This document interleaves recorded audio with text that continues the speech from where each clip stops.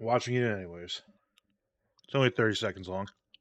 Some of you believe your system is the most advanced in the universe. Let's review the numbers. Sega Genesis is 16 bits. 3DO is 32 bits. The Atari Jaguar is 64 bits. Which is more advanced? Clifford! 16 and 32 are less than 64. So with 64 bits, 3D graphics, real-world animation, and lightning speed that you can only get with Jaguar, which is more advanced? Clifford! Can you repeat the question? Jaguar! Jaguar! Jaguar!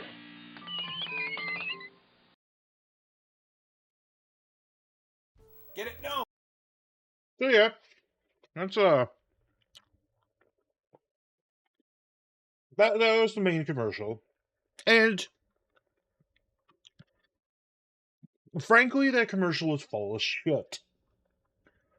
Alright, so I turn off my display capture. You can see Sammy in my sick ass Cubely background, but so the main thing with the Jaguar was like, yeah, exactly. It was one of the most full of shit commercials ever, and like, unlike the 3DO, the Jaguar was a little bit more of a known quantity on the sole fact that, like, the Jaguar was once again everyone looking at Atari being like, what the fuck is wrong with you? And you'd think the general failures of, like, the 5200 and the 7800 would, make Atari go, like, maybe we shouldn't do this console thing anymore. Nah, they were like, no, we can do this. We can super do this. It's fine. We'll pull this off. And, well, that's so loud. But yeah.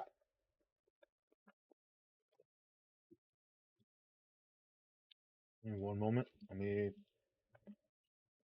bring this up. There we go.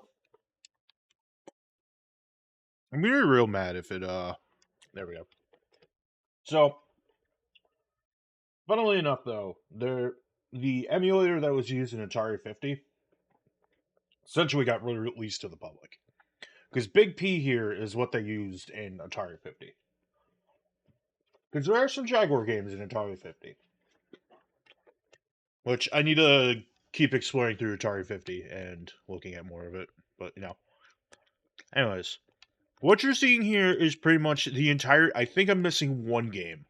But all this here... This is the entirety of the CD portion of Jaguar. And this is all the games on the Jaguar. It's not a lot, but we're going to start with Alien vs. Predator.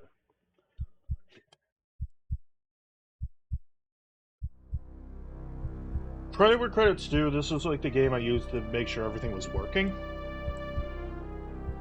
Ooh, this is loud. Let me turn this down a little bit.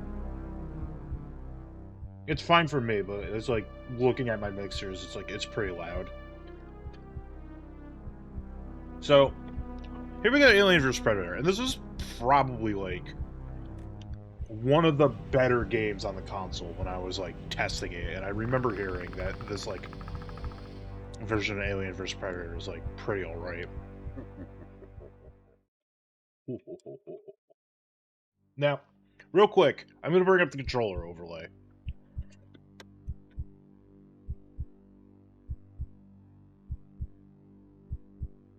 This is a little bit of a nonsense hell thing when it comes to the Jaguar controller. Actually, you know what? It feels like there's something missing.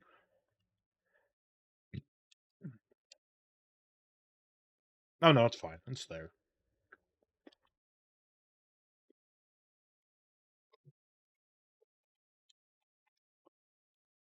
So yeah, the Jaguar had like a whole ass numpad on the controller.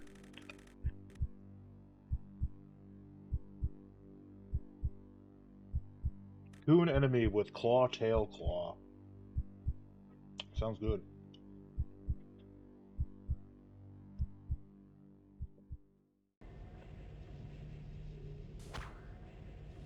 So, yeah, does this run kind of like at,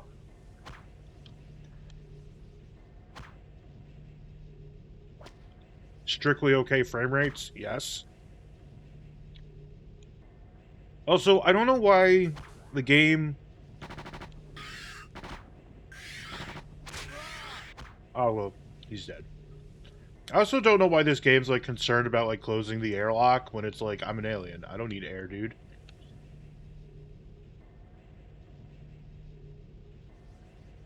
Whatever.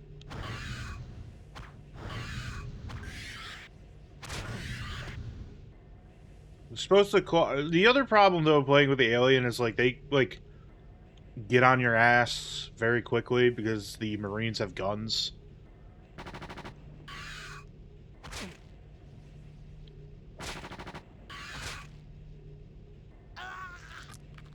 Cocoon completed. Yippee. I legitimately do not know if that actually restores health. I don't think it does. There's a dead scientist here. Ow.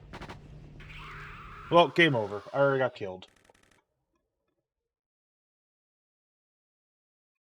Like, this isn't terrible. There's obviously better ways to play Alien vs. Predator out there. But as it goes, it's like, it's fine.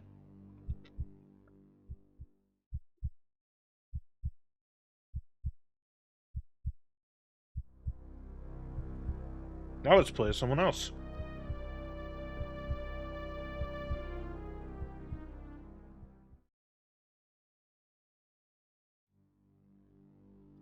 Let's play as the Predator.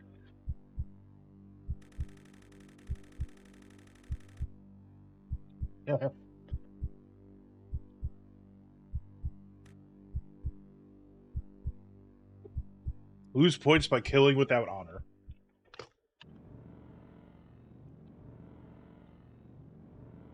Now we're in the Predator and Predator lands.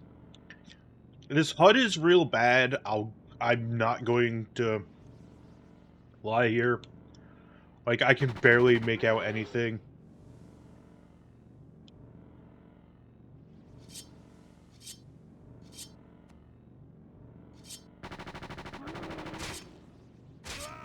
Or just shank this Marine down. It's fine.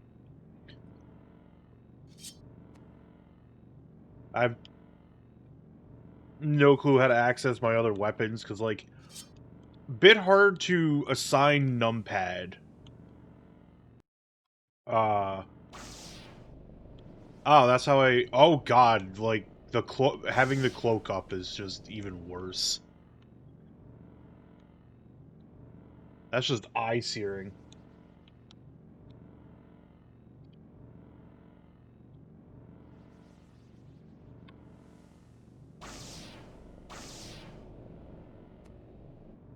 Hey, Baxter Cook, how's it going? I need to see something super quick.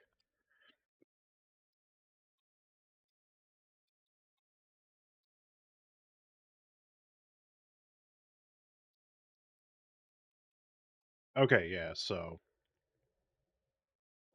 Oh, it's on keyboard. 0 through... Okay, yeah, that should be working.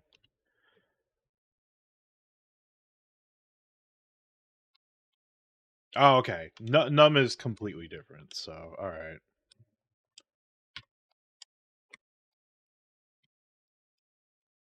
Num 6.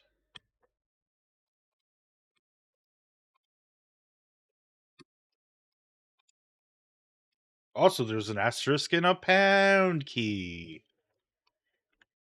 I would try to say that, like, oh, they're being innovative with this, but I'm gonna be real with you, like, not entirely.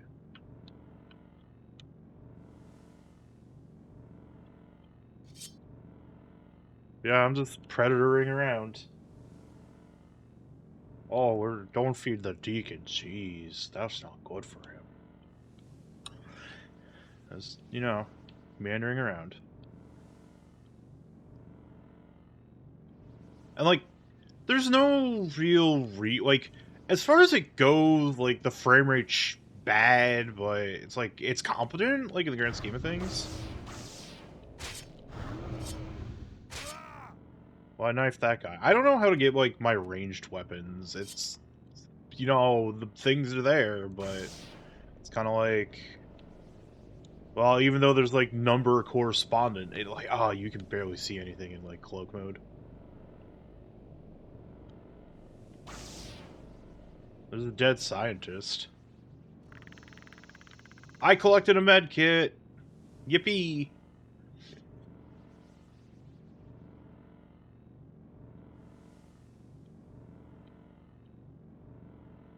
It's fine. Fine. See, look at this controller. It's fine. Look at the controller again. It's so good, right?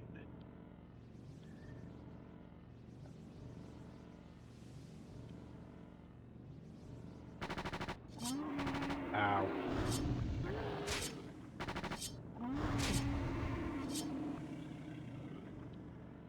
Oh, I suppose I don't get the other weapons until, like, I have, because they were saying about how, like, you need honor points to, like, get the other weapons, so I'm assuming the other weapons don't unlock until, like, the thing is done, and I have murked enough dudes.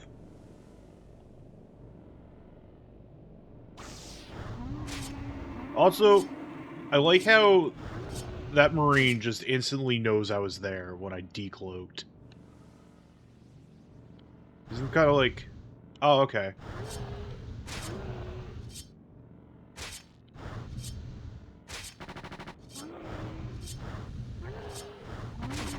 There we go. Eventually it connected. I don't even know where your honor points get tracked. Like, there's no implication that you have, like, limited cloak either. Hooray, I collected a medkit. That healed me all of nothing, but, you know. I suppose beggars can't be choosers.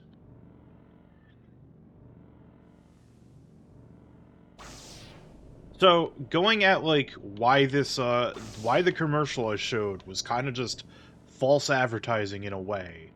So, was the Jaguar a 64-bit console? Yes and no.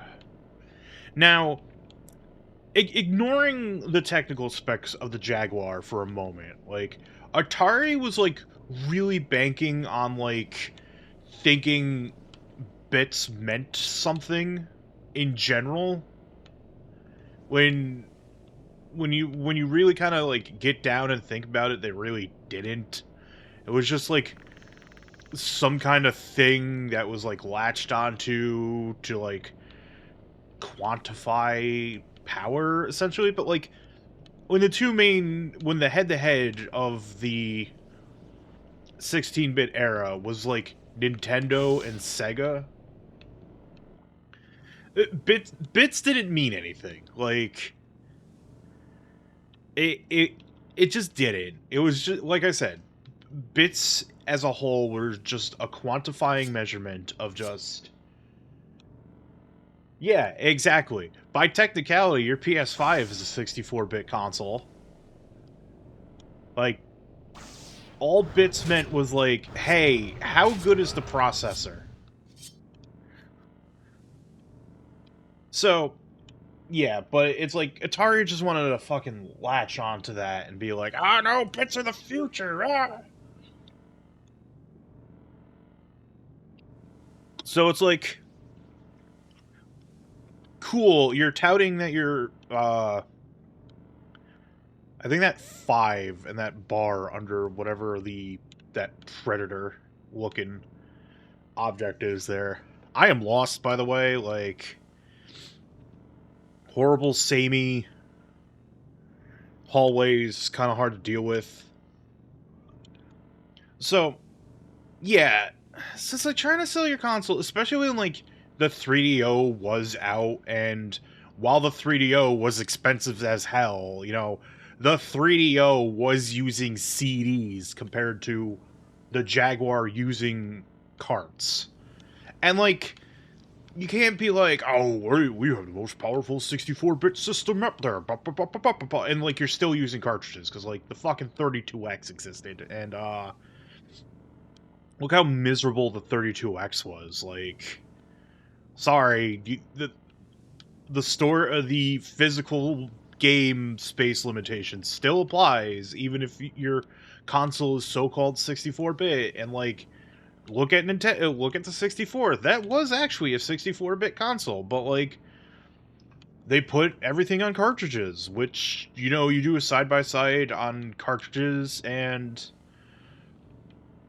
CDs at the time. CDs were clear winners, even if, you know, by technica, I have no clue where I am. I've already been through here. Even if by technicality, you know, like, the 64 had the better processor, but that don't mean anything if you're like, well, we're still going to use cartridges because it's anti-piracy. CDs are just a fad, everyone. Why did I go into the Plinkett voice about that? Whatever. So, and yeah, there's the Jaguar CD, which, you know, had a library of no die, because that thing came out so late, and, like, the Saturn, the Saturn and the PS1 were, like, on the horizon. What do you mean close other airlock door first? Fuck you. I don't need air. Fuck these humans. They're all gonna die anyways. So yeah. And there has been arguments made as time goes on about, like, hey, was the Jaguar a true 64-bit console? And like I said earlier, can I, like, do I have to, like, activate the med kit? Oh, okay. Yes, actually. Pressing 5 activates the healing factor. Alright, good to know. So, I think at the time, outside of, like, certain exceptions, 64-bit processors were not a thing during that era. So, what the Jaguar ended up doing was taking this is just, like,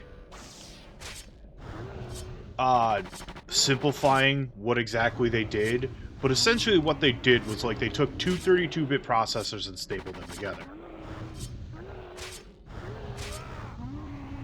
I'm just dying, like... Hit detection on Predator weapons, kinda not great.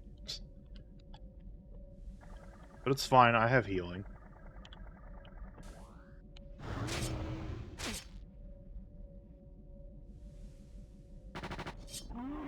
I know the whole gimmick is to, like, use the cloak, get up close, turn off the cloak, murder.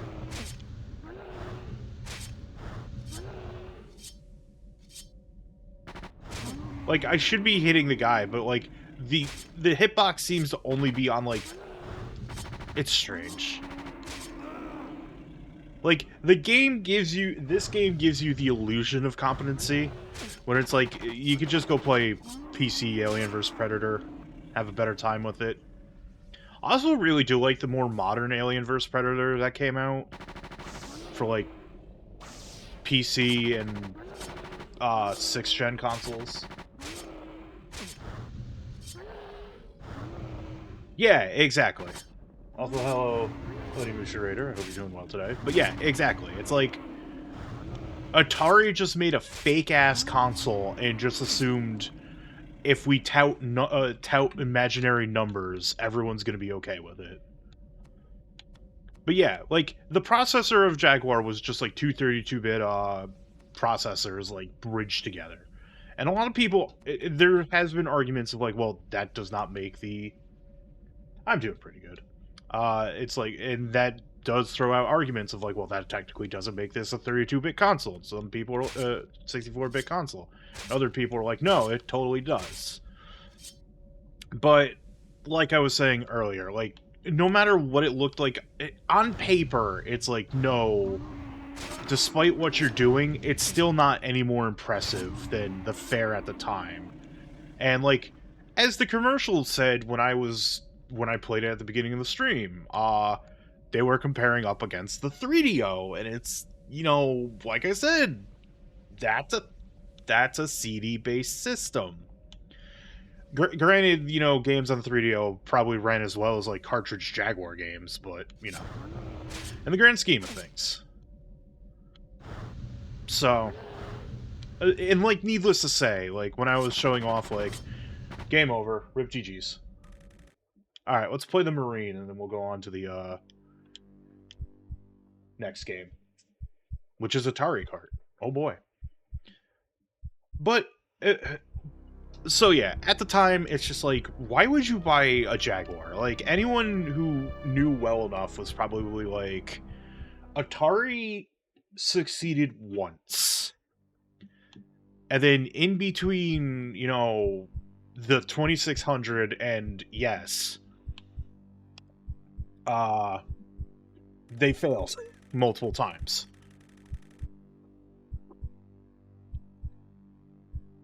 We struck an officer. So the gimmick to the Colonial Marine is like you have to get the you have to get Got a hold of this guy. good voice line. You have to get security clearance to go through the rest of the game. Also, no strafing keys on the Jaguar. Ow, right, acid blood. Forgot about that. So, you can't so you have no access to strafing on a first-person shooter, which does feel bad. And it's like, when I'm saying this is probably, like, one of the most competent things I'll probably experience today, that means something, in the grand scheme of things. I love how goofy the, alien sprites are, though. Like, that walk cycle's good. It's very silly. Also, I have no shotgun ammo anymore.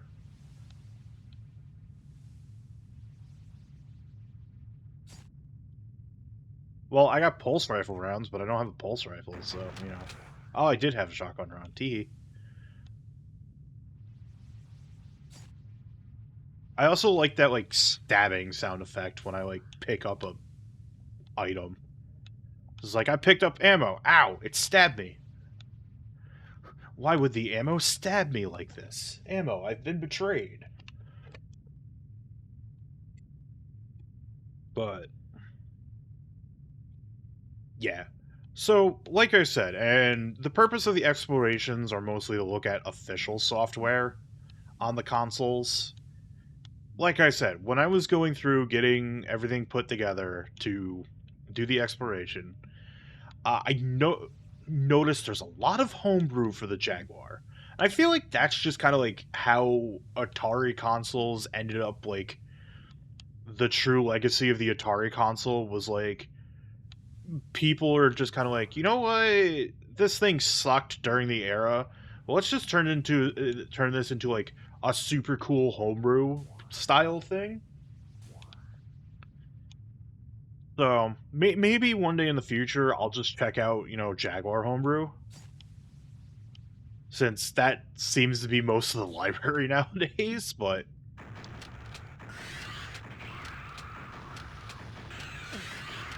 ow, ow, it's fine. You can easily hot-footed across the alien blood. Food collected! Oh boy, om nom nom. Restore a little bit of my energy. Love that, stuck in a ship with things that want me dead ambience here. And it's very funny that, like... Oh, okay. It's very funny, too, that, like, this is far more playable as the Marine when the game's named Alien vs. Predator. Like, the HUD isn't inscrutable like it is when you're playing the Predator, because, like, the Predator area is just, like, horrible yellow goop everywhere. Access denied. Nope, I need to get security level 2 for that. I have security level 0. kind of want to play the classic one now. I think like GOG gave that away for free for like a small amount of time, and I picked it up, or it was just dirt cheap because like GOG is like one of the last few websites on here that like when a sale happens, things will go for like actual dirt cheap. Well, I'm dead. Dirt cheap GOG prices. So, but that's Alien vs Predator. It's okay. It could be better, but and it was better. Anyways, next game is Atari Carts. The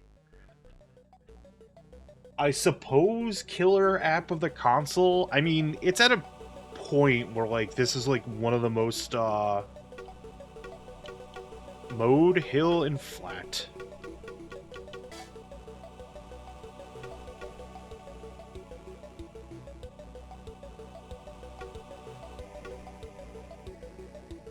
Yeah, that feels good.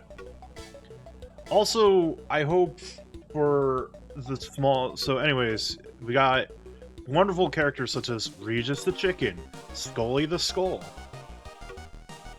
Pulpito the Alien, I suppose, Ms. Tress the Human, Bentley Bear, of, you know, Bentley Bear fame. Wow, this is loud. What's audio mixing? Bentley Bear from Crystal Castles, Volky, and Ptarmigan, a snowman. Let's just be Bentley Bear.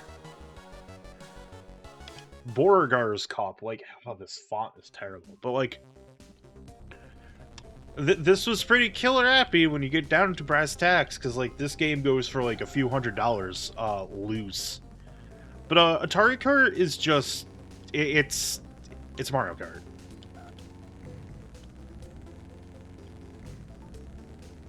There's no hiding it here. This is Mario Kart. This is Mario Kart with like an Amiga adjacent OST. What do any of these power-ups do? I don't know. Atari Kart is very weird because it just has this whole aesthetic of like the developers clearly like the Amiga apparently, because you have like Amiga tier backgrounds, Amiga styled OST. Credit where credit's due, this game does run at 60. Like, I suppose if there's gonna be like any argument for the Atari Jaguar having any form of power going for it, you know, fucking Atari kart racers of all things is like your point at the thing to point at. So,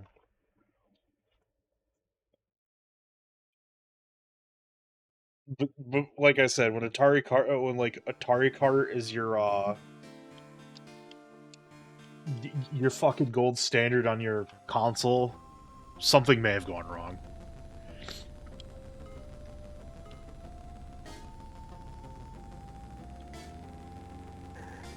I suppose this is a special ability that improves my steering.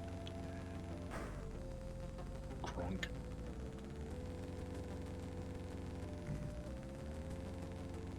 Not that there's anything wrong with, like, generic-looking power-ups. It's just, like, doesn't really give much of an indication. And, like, unlike Mario Kart, where it's, like, random what power-up you get, you can see what power-up is on the field when you, like, roll over it. Which is like, alright, cool, I suppose. Seriously, though, I cannot get over how fucking Amiga this OST is. It's not bad. Like, I am not saying shit about the OST. I like it. I think it's jams. It's just kind of like, this is so blatantly Amiga tier.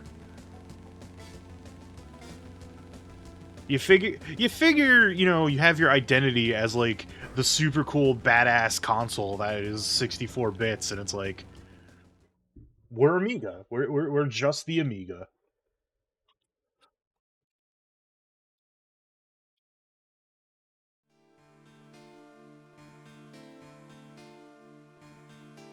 Hooray, I'm winning.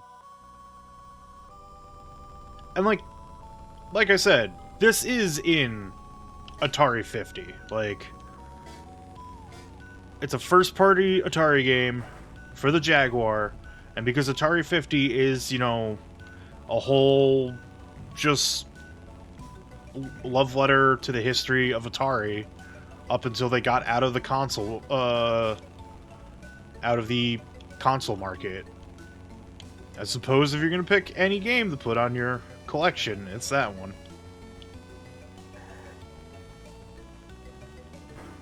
This totally invokes the feeling of, you know,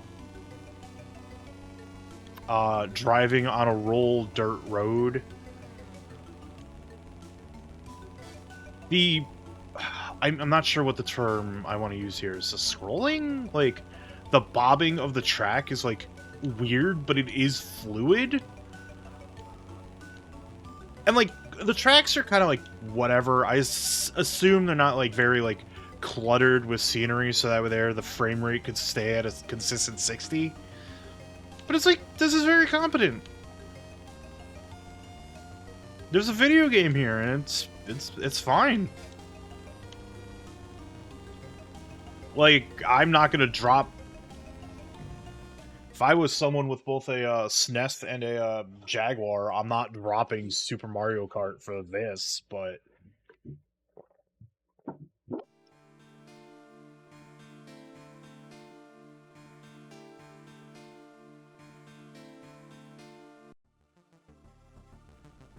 We'll do one more race, because I think the point has been brought across for Atari Kart here.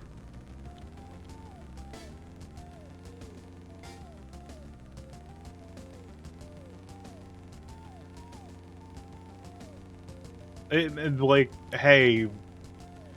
Oh man, this track's super short as well. Damn. The tracks are also super short as well. There's nothing wrong with that.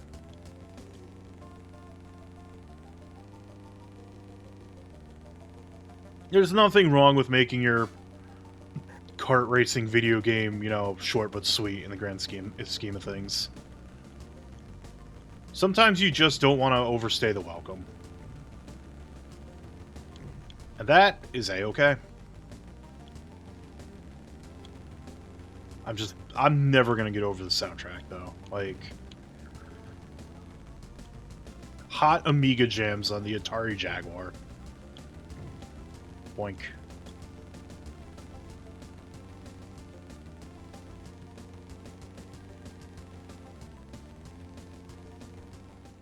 Finished. Actually, I'm gonna see how long the Grand Prix go, because, like... those laps are, like, that was a minute long on the tracks. Okay, there's like one more at the very least, but I am on a minor timetable, so Target Kart's fine, actually. Like, hey. MP Games presents Breakout 2000. Copyright 1978, 1996, by the way, this came out. Like, they were still trying to, keep the Atari Jaguar going, even into the PlayStation and Atari, PlayStation, Saturn, and 64 being out. Now, this is the weird way to play Breakout. I'm not a fan. The Breakout PlayStation 1 game is, like, kind of the same perspective, but it's a little bit more, like, isometric than just you're looking down horizontally at the Breakout stage. Good sound effects. I like the bouncing sound effects when you hit the brick. It's very silly. And it feels like, and like, apparently there's a power-up system and, you know, damage system. So, very funny that they're taking a bit of a page from Arkanoid. One of the more, ever famous breakout clones to ever have been created. I think Arkanoid even got, like... Oh, that's a noise. Good.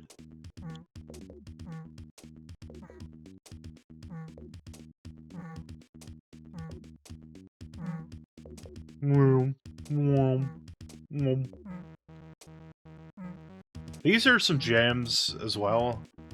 Cannot determine temperature of jams. Jam temperature is inscrutable. Whoop whoop. Whoop. I don't know what all that did. There was a noise. I have a power-up. Oh, okay. It's like a magnet. It magnetizes to... the ball magnetizes to my paddle. Whoops. Also, the death plane on the ball is like... feels aggressive.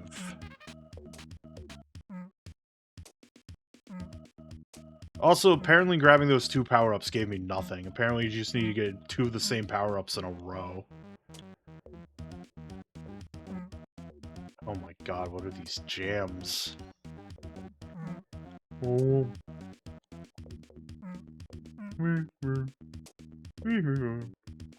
God. Sound effects gonna live rent. The bricks are trying to communicate with me, apparently.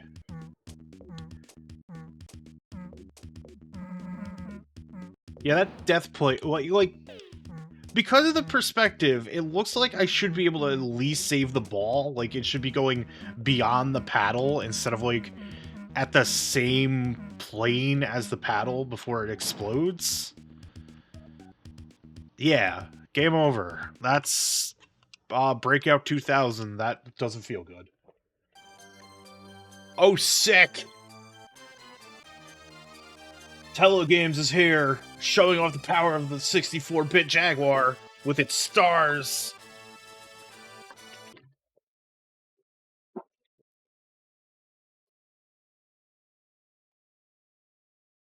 Oh, baby. Brutal Sports Series Football. I think this was, like, the only Brutal Sports Series ever. I could be mistaken. It was the only one on the Jaguar. We got Knockout, Unfriendly, Password. Let's do an Unfriendly. We've got the Slayers, one of the most longest playing, most feared teams. They have scored more points than anyone else in history. The Thugs. The Demons. The Warlords. The Mad Dogs. The Savages. The Ravagers. The Huns. The Lizards. The Goats. The Rhinos. Can we just say that the Huns and the Slayers kind of don't have... Like... I like how it's all just, like, old men and then lizards. Alright, we'll play as the lizards.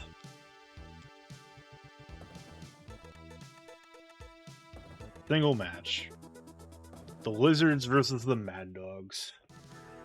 Blood Bowl... Oh, we got some graphics going on here.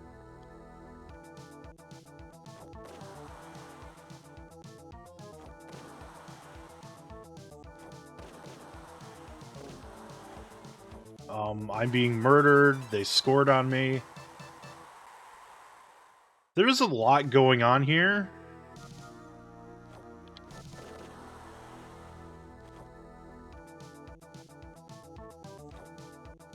Oh.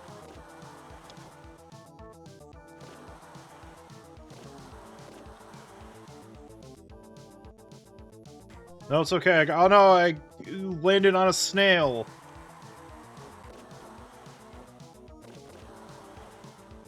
There is a lot going on. A lot going on here. Well, I tied it up. It's 1-1.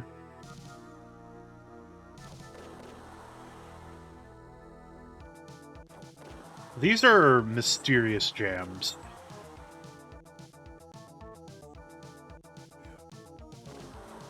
Oh no.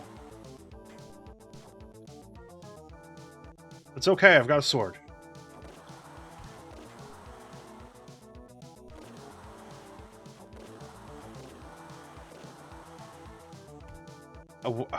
I have... You know, when a sprite-based game is moving this choppy, several questions. Where did you go wrong? Oh, I fumbled. Murder fumble.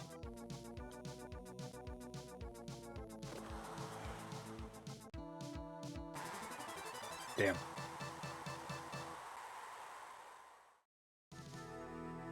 Brutal Cola, oh boy.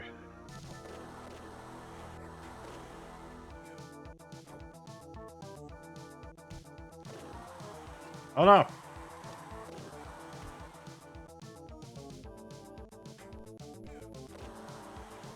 Ah, I'm being murderized. I murderized my own guy.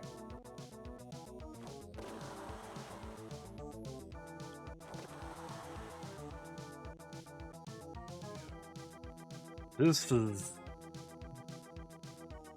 inscrutable. I don't know what's going on. I know that's saying that rhetorically because I know what's going on. It's just very hard to parse.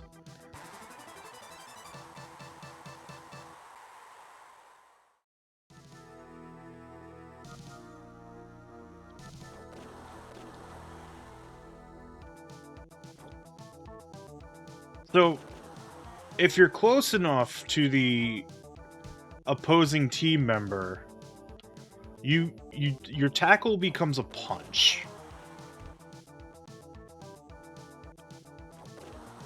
There's just weapons to be picked up throughout the entire...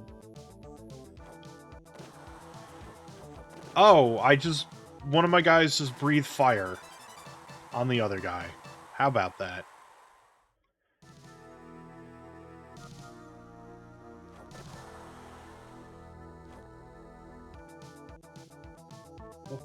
These jams are confusing and scary and causing me damage.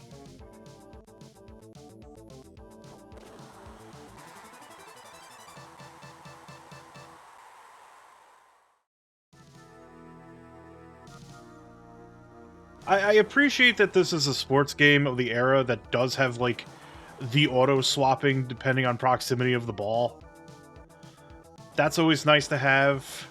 Especially when, like, wow, I am getting OTG'd right now. Oh, he got the rabbit. Power up. He scored.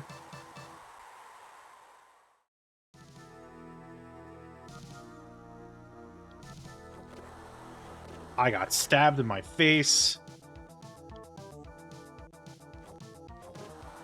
Okay, I stabbed him. I also like how the field has, like, persistent damage going on as well. That's pretty cool every time you just, like, make a tackle or something.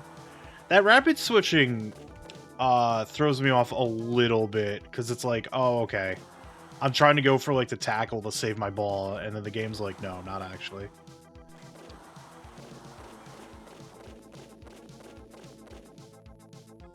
Basketball, this ain't. But can anything ever match the majesty of basketball? I think not. Is there a jump button?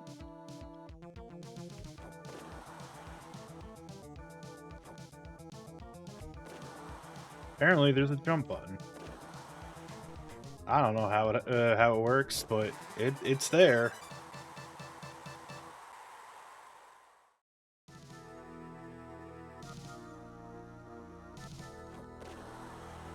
Oh man, I just let that guy get the ball. How embarrassing.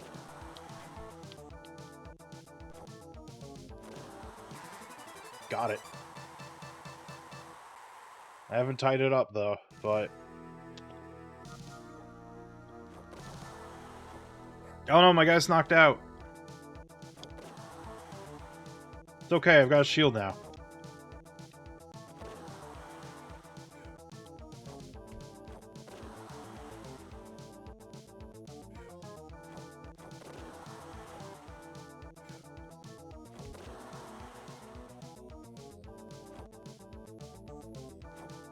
Oh no, missed. Got him.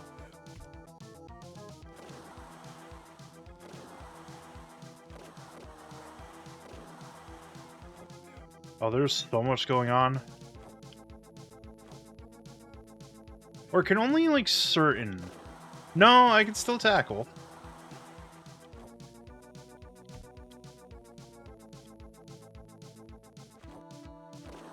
I don't know what just happened there. I went... Oh, okay. Apparently you just can't go through there.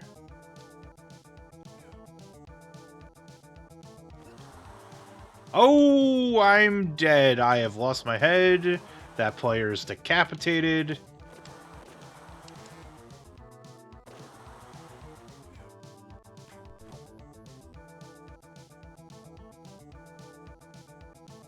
Also, the ball looks like an egg. Are we just kicking around an egg? Is it gonna hatch into, like, some doomsday creature? We're gonna regret it. Wow, another player is dead. Beheaded.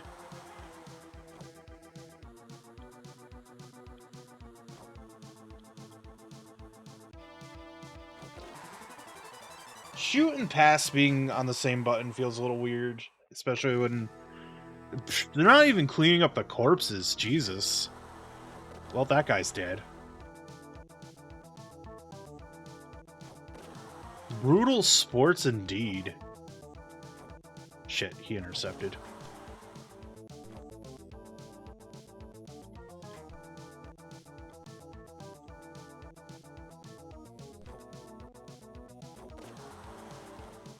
Oh. Thought I was in there. Alright. Sudden death. Fairly literally in this situation. Oh, there's no ball. We're literally just killing each other. Last team standing wins, apparently. Okay. I could just pick up the opposing team's head and kill them that way, I suppose. This is a little awkward. I'm not gonna lie, like, just how it's set up to work is very awkward.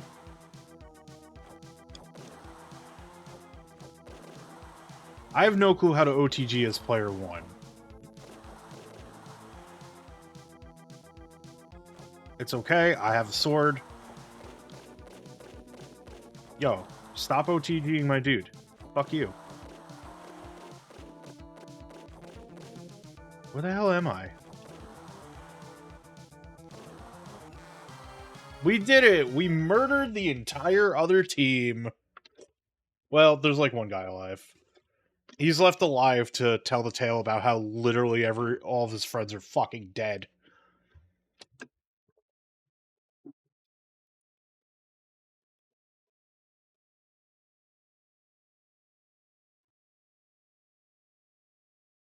Did the game just decide not? Oh, okay. That's a good image. Anyways, also, what the fuck is going on with that dude's muscles? I'm scared. You have won the unfriendly tournament. Yippee! If this ran at, like, an actual frame rate and didn't feel like a fever dream, would be a better game. It's not terrible, but yeah, IDKLL is just the easiest way to describe brutal sports football. Bubsy and Fractured Fairy Tales. Fuck Bubsy. I hate Bubsy. I played this game before. The game fucking sucks.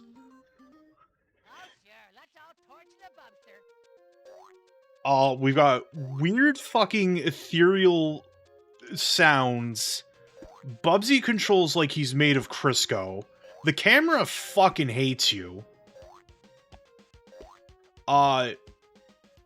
Yeah, sure. Yep. We're just dead. We're just dead. We're just dead. This game is fucked up beyond compare. Like straight up, and like I say he slides like he's controlled by Crisco, but like everyone saw that, right?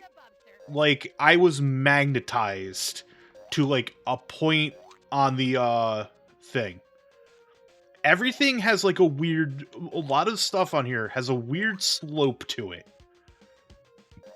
And this game really likes magnetizing you to a point like that, because this has a slope. Like, it just has a slope for no apparent reason. And, like, every time I make a jump, it's like, there's a potential of me getting magnetized to some part, and I lose all jump momentum, and that just may end up getting me killed. Bubsy's already, like, Bubsy as a series is already, like, look at that! Look at what the fuck just happened there. Bubsy inherently as a series is just fucked up, but this is like a special kind of terminally fucked up. Where it's like, this is awful. This is objectively terrible. Like, cool, I had weird momentum and my jump got totally thrown off. It's okay, I got a 1-up. And a checkpoint. Oh, sure. Let's all torch the Bubster. Shut the fuck up, Bubsy.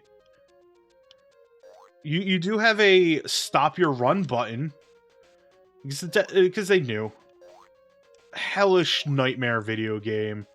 I'm not sticking around with it for too long, because, oh my god.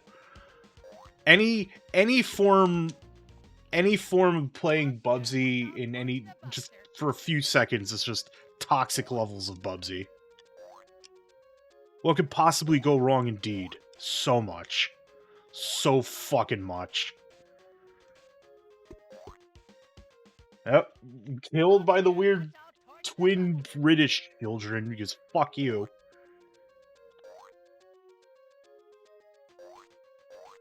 Ugh. I tried playing this game, like, in earnest, and it's unplayable. This is garbage. Well, Bubsy's dead. Cannon fodder. It's just a fucking port of cannon fodder.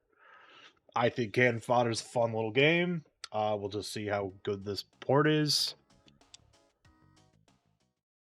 It's probably like just, you know, cannon fodder that plays at a frame rate. A sensible initiation. Kill all enemy.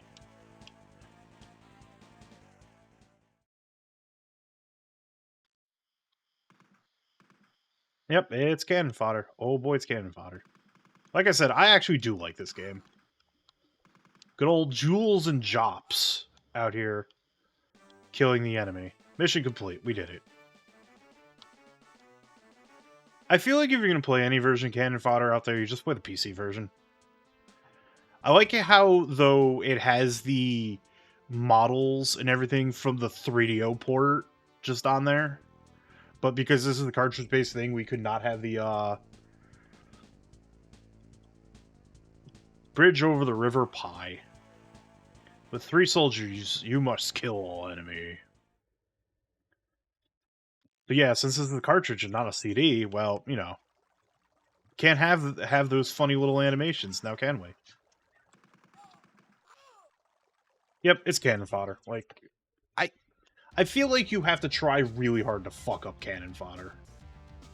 Checkered flag.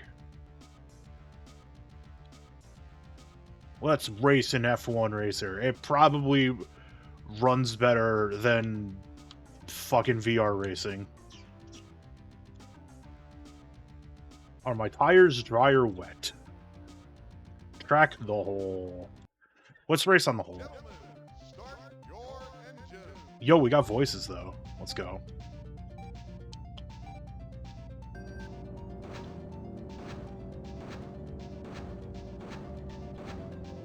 Okay, that's my go button.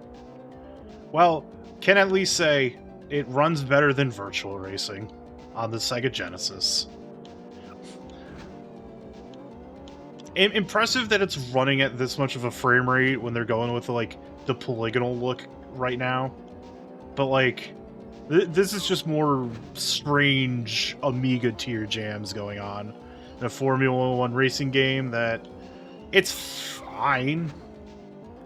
It's just one of those things where it's like, I feel like polygonal racers at the time, like just polygonal games like this at the time, suffered from where it's kind of like trying to look at like all of the textures and everything at once while it's moving fast is a little hard, kind of inscrutable. Like, it's 30 frames.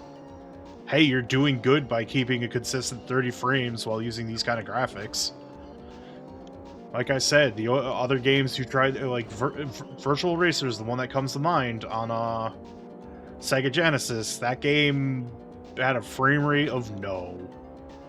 Because the Genesis even could not handle it, even with the super cool chip inside the I think even the 32X version of Virtual Racer ran kind of like trash. No, this is competent. Hard to parse for me, at least. Car's a little slippery, but overall, though, yeah, this is fine. I have certainly played far worse racing games in my life, so.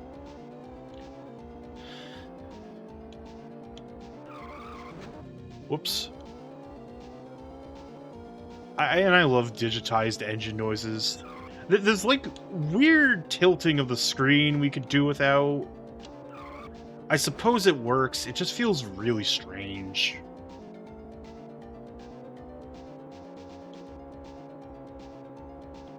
Still want to know what the hell these jams are. Like,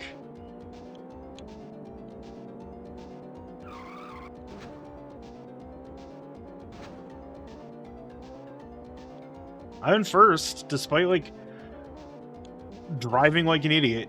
Whoops. Speaking of driving like an idiot, I also love how squashed the racer actually is, probably to like keep the frame rate consistent. How many laps is this?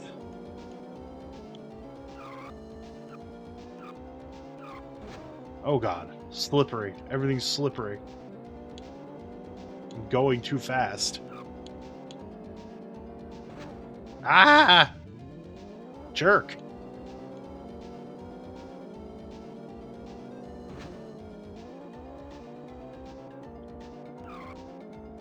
I have to wonder if the Amiga and Jaguar had similar sound suites. Sound chips, whatever, sound driver, whatever terminology you want to use here. I would not be surprised if that was the case.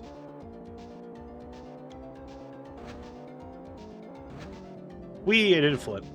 I did another flip.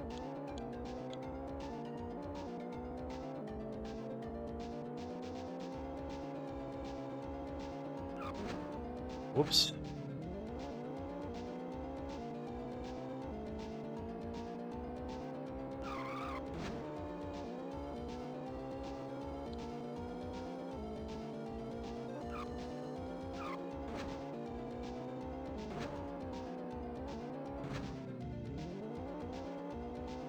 Like, this, it's very funny that despite driving poorly, I'm still way ahead of the pack.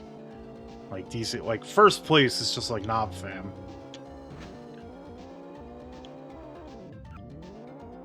That brake is aggressive.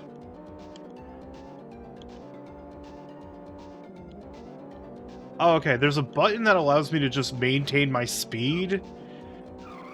Like, not accelerate, but not decelerate. And there's just a hard-ass brake. Interesting. Also, I talk shit, and now I'm losing. I don't even know how many laps this is set to.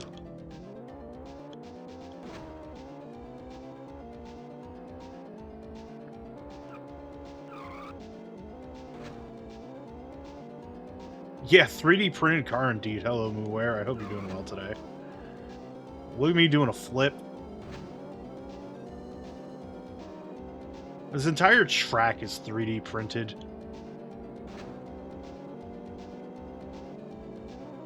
Hooray, I finished in 4th. Damn, more jams. Let's go.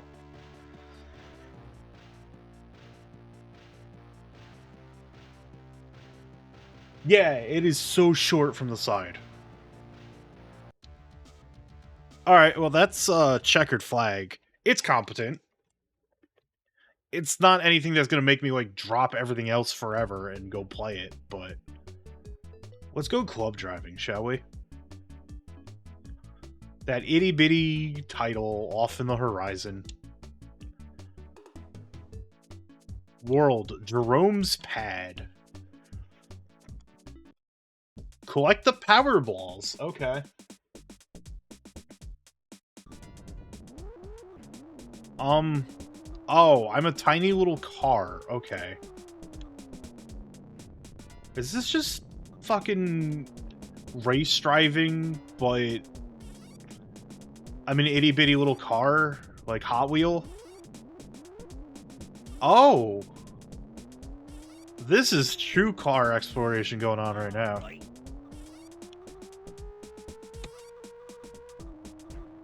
Okay, that is something I can, like, drive through. Alright.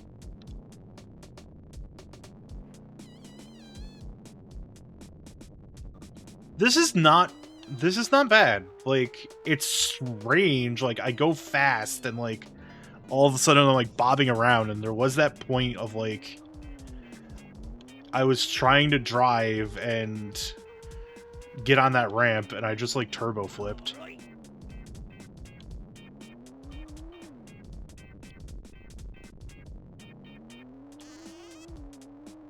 We've got jams that don't sound like they're ripped straight from an Amiga, and that's pretty cool.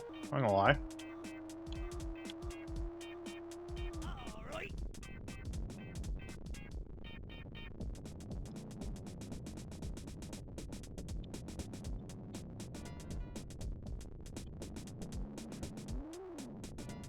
I like it. It's just kind of like a casual drive around, explore the world kind of deal. Ah, we do have a view change. Neat. It's tied to the numpad buttons. Like 5 gives me the here's the far out view. The dynamic camera view. Dial a camera indeed. There I go. So 8 is this view. Dynamic pulsating camera view. 9 is super far out. Hey, look, they're playing Pong back there view. That's the front view.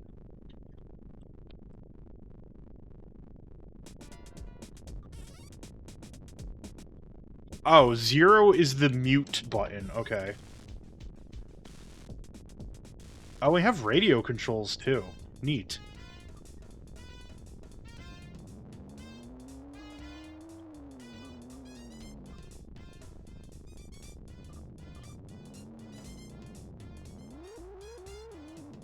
Wee. Alright.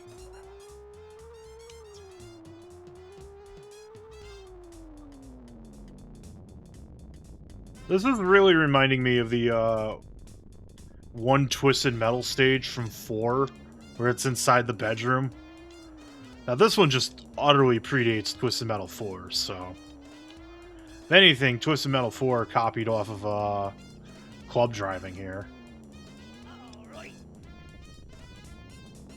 This is fun. Honestly, jankness aside, it's pretty good. It's dank. It is the good form. This game is the good form of dank, and I like it. The music is music, but oh hell yeah, let's go. We found the real tunes going on here. And like there's probably something impressive to having a whole-ass number pad on your controller, but very much a gimmick that never caught on.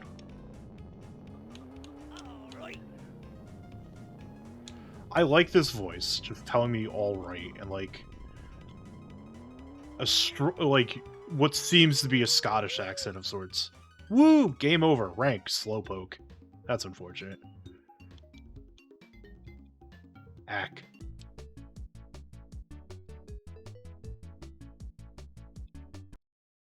Oh, I didn't want to do Powerballs again. Good pause screen. Let's reset this. I want to do, like, one more thing to explore a little bit. This is fine! Like...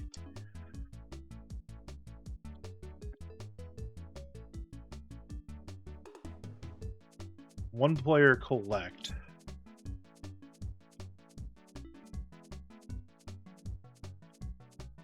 Oh, we got racing, too. Cool. And tag? Let's check out racing real quick.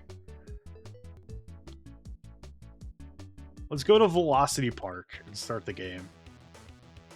Yo, tunes? Let's go.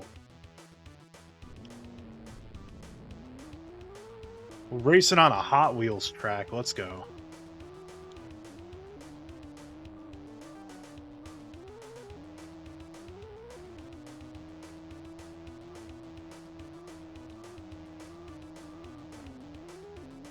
I suppose in the grand scheme of things, this is, you know...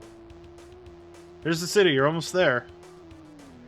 This is stunt driving for the modern era. And I'm pretty okay with that. I didn't like stunt driving as a whole. I felt it was too inscrutable of an arcade game.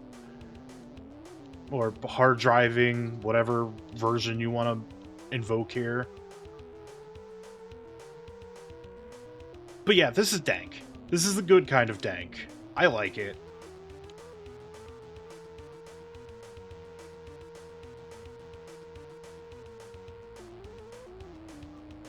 This is also another showcase of, like, yeah, we have that 64-bit bridge going on here, and it's like, well,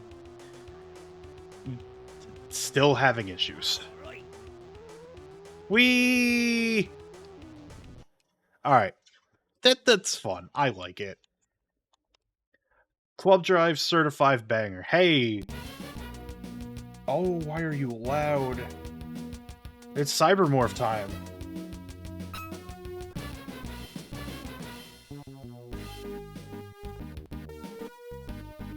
Autobahn.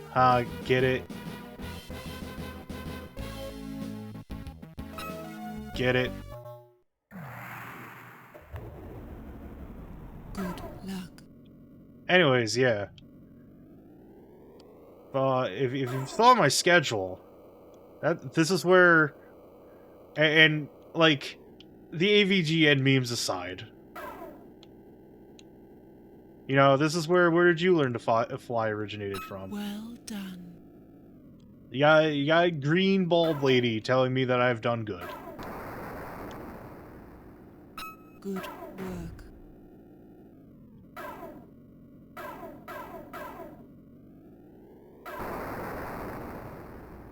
Honestly, Where did you learn to fly? there we go. We did it. We got it for the culture. Well done. Culture achieved. Honestly, it's a little weird because we're doing like the Well done. kind of a low frame rate, high polygon for the era. Sort of thing going on here, but like this is fine. Well done. It controls well. It's a little slippery, but leaves a little bit to desired because, you know, Good work. early polygonal game on, you know, during an era where only company able to pull it off is Nintendo around this time period. Well done. This also brings up something of, like, the curse of, you know, people taking the AVGN bit Good a work. little too hardcore, because, like, I think he was like complaining a lot about the episode, like in the Jaguar episode of like, oh god, what do I do? Ah, this is so bad. I'm being swarmed. The lady is telling me, where did you, like, I got a little too swarmed there. Yeah, they're a Only little one aggressive. more. But like, this game isn't as hard or terrible as he made it out to be. There's just a lot of like, Well done. I think too many Portal now people open. just fucking give the AVGN acting in bits like they take it a little too seriously, in my opinion. This was fine. Like this is competent. It works. Maybe it gets worse as I move on throughout the video game. Maybe this is the entire video game. Just pick up pods and move on with my Good life. luck. But Good work. hey Higa, how's it going? Hope you're having a great Saturday. But like, this is fine. This is legitimately fine. Like, yeah, it's a little bit of, I don't want to say nothing, but like you're seeing how aggressive this pop-in is right now. Because it's very much just like, yeah, you're trying to do something the technology couldn't like deal with if you're using a cartridge.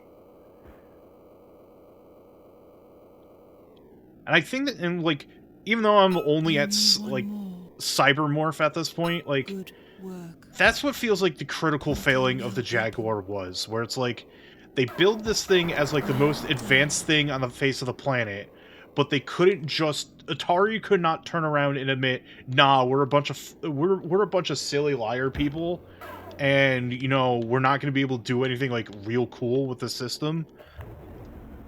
Like, Atari just wanted to save face, and then you end up getting games that, like, if the Jaguar came out in 1994 or 3 and was doing this, this would be a lot more impressive. But this came out very, very, very close to the PS1 and Saturn. So, you know, it's not nearly that impressive, especially when, like, the 32X was a thing as well. I was having like a weird sore throat going on. I don't get it either, Plank, but alright. Cybermorph, pretty cool. Defender 2000, loading. Get it? Because it's llamas? Because it's llamas? Oh man. Got that Defender noise going on. Is there a bull there? Huh? You got Defender 2000, Classic Defender. Alright, that's cute how they have the, classic alien, like aliens just scrolling around. Defender Plus, and then Defender 2000. Now, yo, hold up. Jams, though? We got some hot fucking jams? Let's go.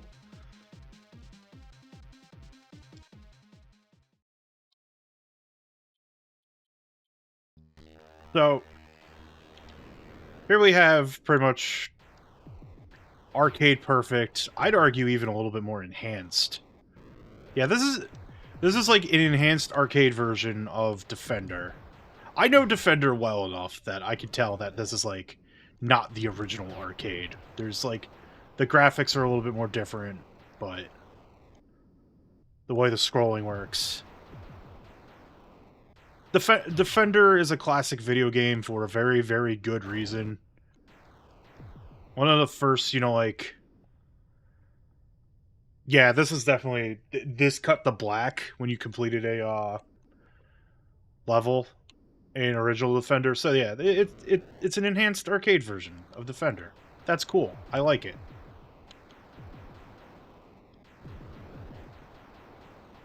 And, like, Defender being, like, essentially the proto side-scrolling shoot-'em-up, it does the job well. When you hear that noise, a alien lander has captured a human.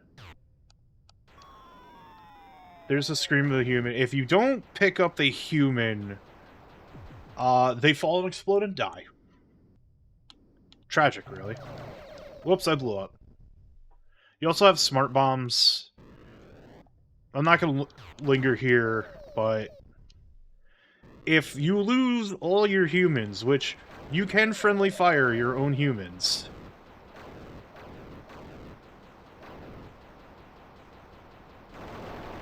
your eyeballs get destroyed, the planet blows up, and then you're in the nightmare hell dimension of everything trying to fucking kill you.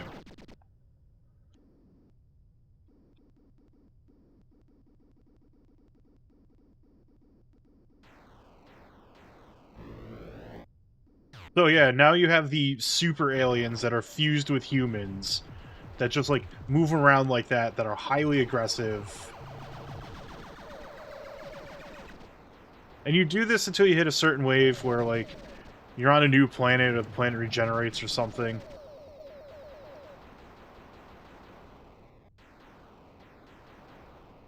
There is no hyperspace button. The original Defender did have a hyperspace button going for it. So, but yeah, Defender, the original Defender in the arcades was like absolute runaway success story for Williams at the point. Because it's like, oh man, it's the early 80s. Everyone is enthralled by space at this point. Like, NASA's actually doing shit. Space is cool. Star Wars. Everything's super cool. I'm dead. Game over.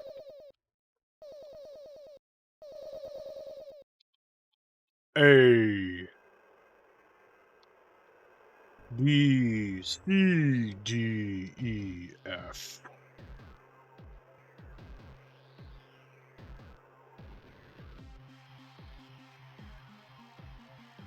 Ah, it does the cool thing about... Okay, let's check out Defender Plus.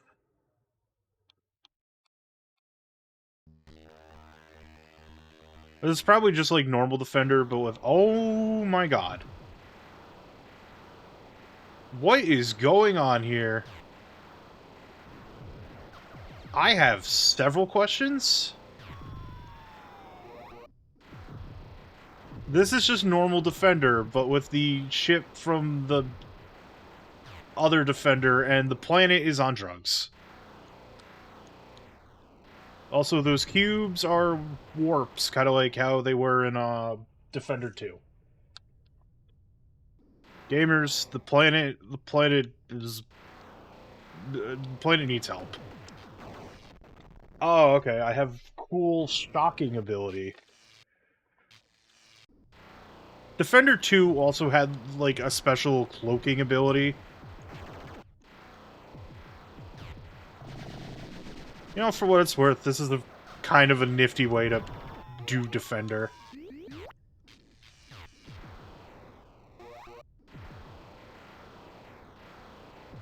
It's incredibly easier compared to, you know, actual Defender, but... As it stands... Alright, let's see what kind of horrible psychedelic nightmare happens when I blow up the... No flashing! Oh. Oh dear. Oh dear. What is going on anymore? Oh no! Is this produced by Llamasoft, and that's why there's llamas everywhere? That sounds about right. A, B, C, E! I don't know if Defender 2000 came out on anything else, to be honest with you. Let's play the main event. What is Defender 2000 like? Time to kick it. Cheers, mate.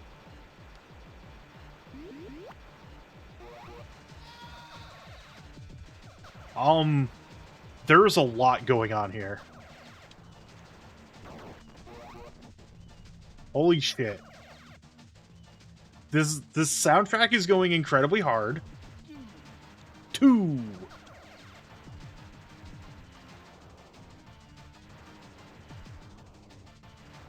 I need elaboration on who made the Defender 2000 OST just go this hard. Take that, suckers. 2.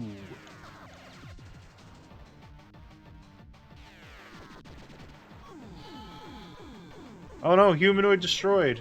Scream.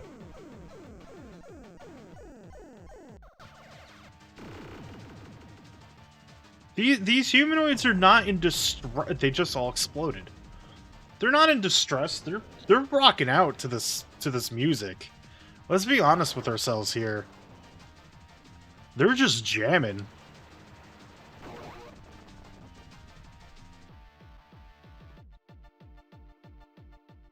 You are supposed to shoot them.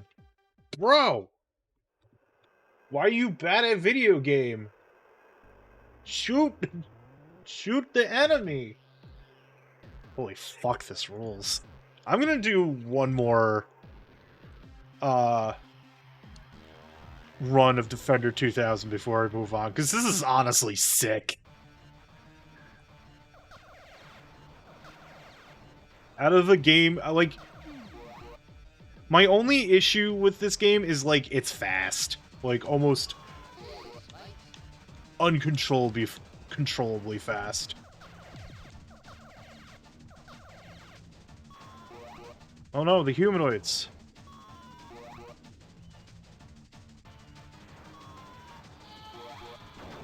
Whoops.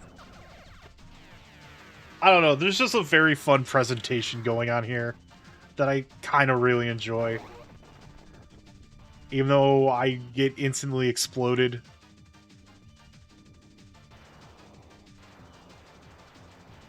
The radar also shows when a lander is gonna, like, go for a humanoid in danger, and that's cool.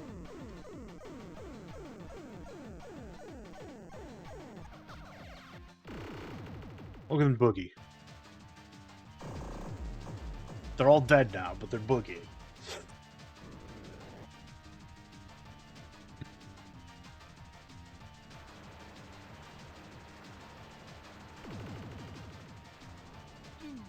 Two.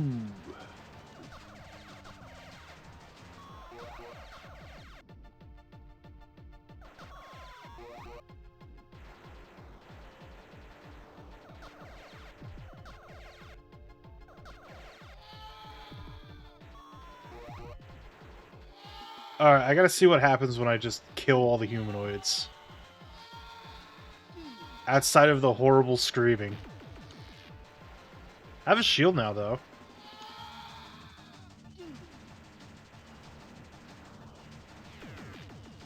Oh, there's no planetary explosion, unfortunately. Oh, yes there is. Oh god, my eyes, everyone's eyes. Sorry, no bonus. The planet fucking exploded.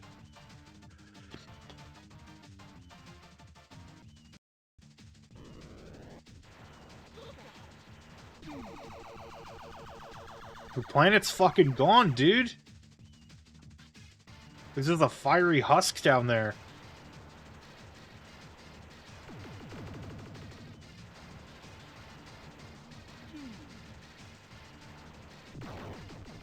Ow. This game's tough. Defender 2000 rips. Holy shit. Jaguar part of Doom. Oh boy. You love it when a cartridge-based game has to load, I suppose.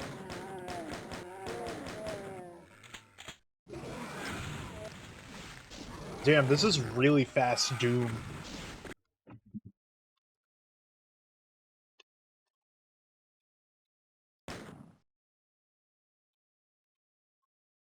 Gamers, I regret to inform you, there's no music. There's a map function.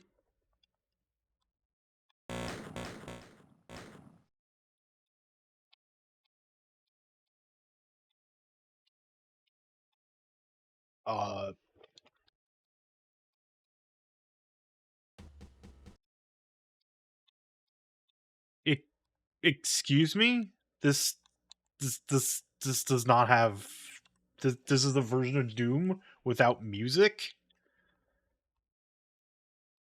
That's sacrilege. I'm not playing Silent Doom. Terrible port. Fuck you. We're leaving. Alright, apparently, fucking apparently, they wanted to bring Double Dragon 5 to the Jaguar. of all the games to port to the Jaguar, Double Dragon 5. For the record, too, you're porting this from a 6-button controller to a 3-button controller. Look at Pudgy, Billy, and Jimmy here. And we got Jawbreaker, Bones, Dominique, Sekka, Countdown, and Sickle.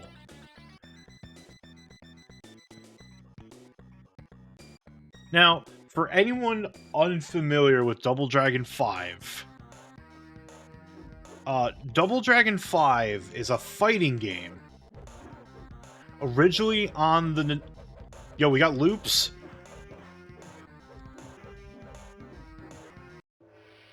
Oh, that just resets the entire game. Okay. So, Double Dragon 5 is a strange beast.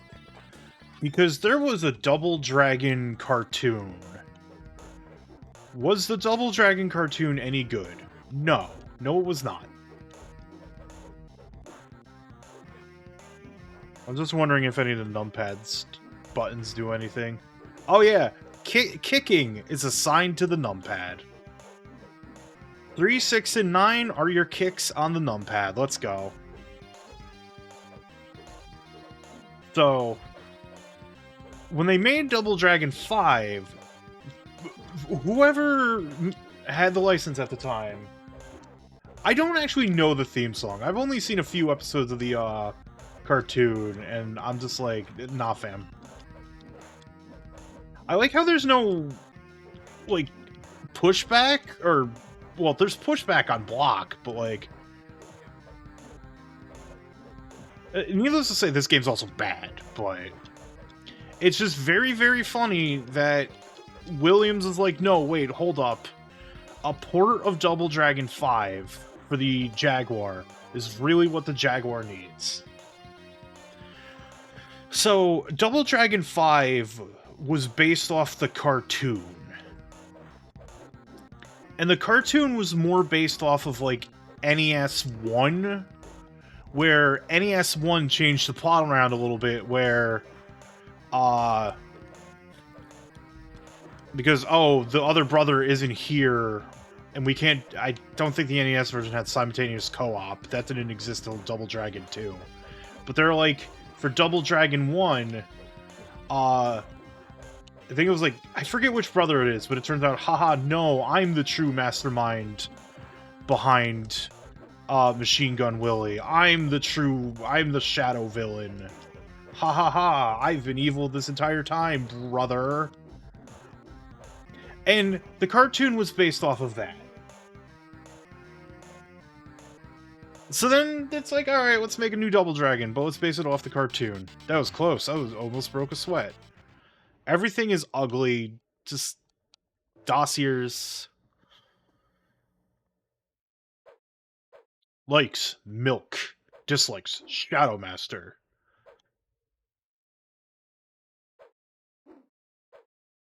Likes, video games. Dislike, yeah. Jimmy was the Shadow Master. And, like, he was the evil villain of the cartoon and everything. Likes food. Dislikes flossing. Origin, Chuzitsu. Good. Fighting style, sticks and stones. Date of birth, same as Dust. Likes Morrowind Monroe. Dislikes dogs. Oh my god. Sickle.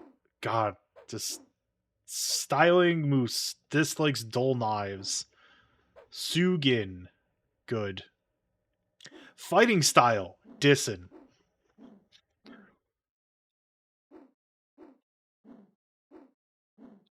Good. Rebootsu. Is that supposed to be funny? Fighting style. Dirty. That's just the fucking Earthworm Jim. And, like, God, why Double Dragon 5? Dragon the Bruce Lee story got a port. Some of these ports are just like, This is what you're selling your supposed 64-bit console with? Fucking SNES game ports?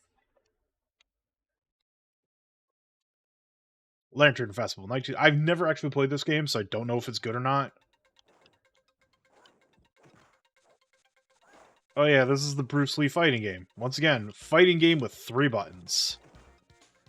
I forget if there's actually any, like...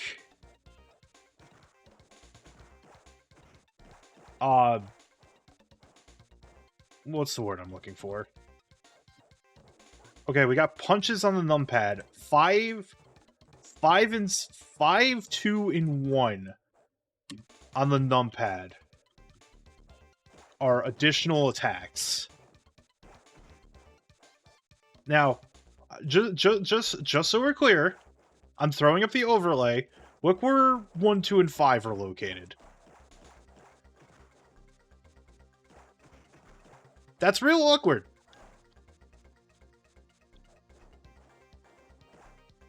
Anyways, I'm not doing Bruce Lee any justice here. I'm getting mixed up by this weird sailor man who's probably racist. So, yeah, part of the year 60. I like to believe that someone at Atari was like, nah, let's license out these video games that are on the Super Nintendo to show how much better they look on the Jaguar, and the answer is like, no, they don't look any different.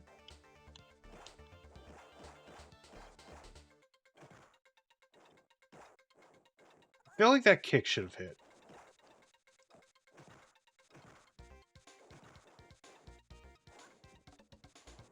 I like how there's just a wind-up on that jump, on, like, the neutral jump kick.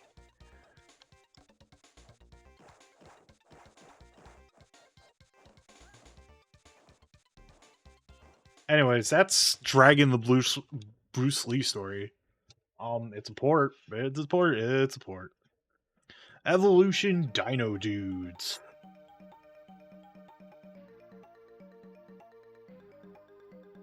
Got a nifty, Oh. Is this the puzzle game that was on the 3DO? Yes, it was. Okay, this is just a portive game where you control multiple where you have dino dudes. You gotta set them up to do stuff. This game has been seen. Look at him go. You gotta press the numpad in order to, like, move your dino dudes. This game has been seen, so I'm not gonna linger on it. It's Dino Dudes. It's a port on the Jaguar. Oh god, it's US Gold. Fuck. There's probably better ways to play Dino Dudes. Damn. Tunes? Ah, game select. Okay.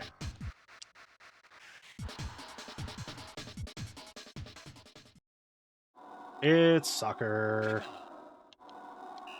Or football for my Europeans in the chat room.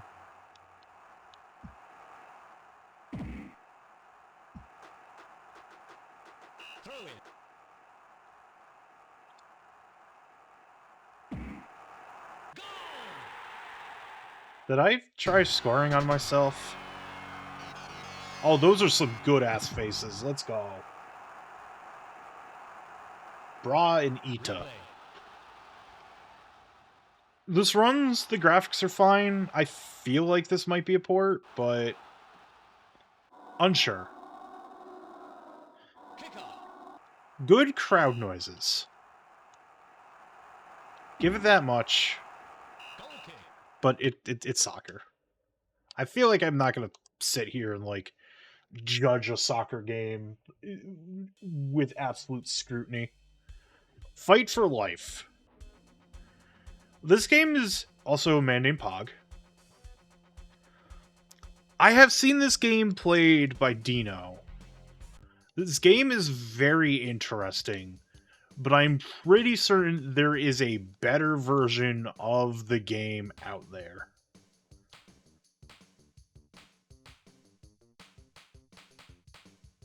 apparently I don't get to... This is an inscrutable, So we got Muhali, Mr. G, Kara, Kimura, Lun, Jenny, Ian, and Pog.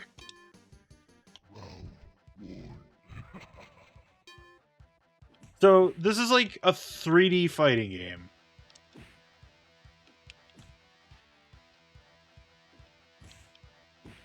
Which, it's neat for what it's doing. I like what it's doing, but like I said, I'm pretty certain there is a version out there that is just generally better. 7, 8, and 9 are additional attack buttons. 4 and 6 are your side steps. Tekken Virtual Fighter Killer, this isn't, but like, it's pretty cool with what it's doing.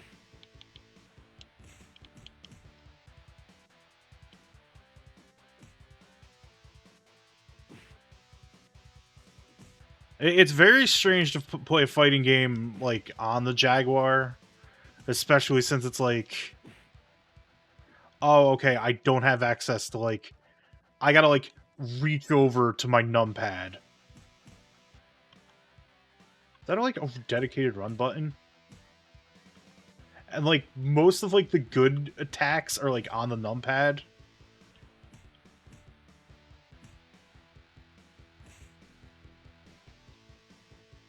There's, like, this game does cool stuff. The soundtrack is a soundtrack.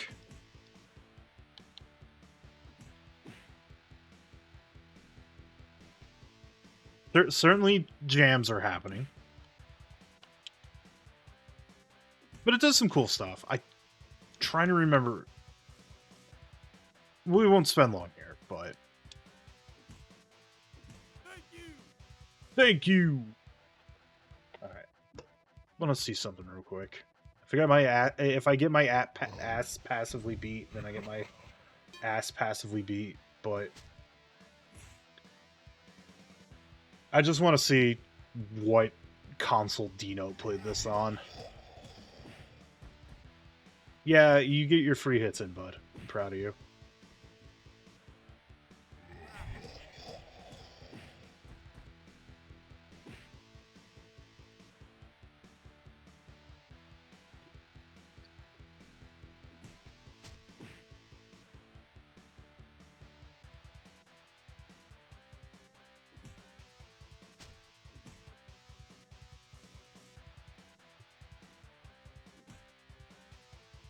Oh, he did play the Jaguar. This is just on the Jaguar. He did play this. I am the greatest. I am the greatest. I just got thrown into the area. No, for what it's worth, this is cool. Like, I like what it's doing here. They wanted to, like, write in on, you know, Virtual Fighter, and I think maybe Tekken was a thing at this point. But... And, like, I just like fighting games in general, so if it's just, like, a weird, disjointed, Kusoge-ass fighting game, that's better for me. I just, like, Superman punched Mr. G into the electric fence, killing him.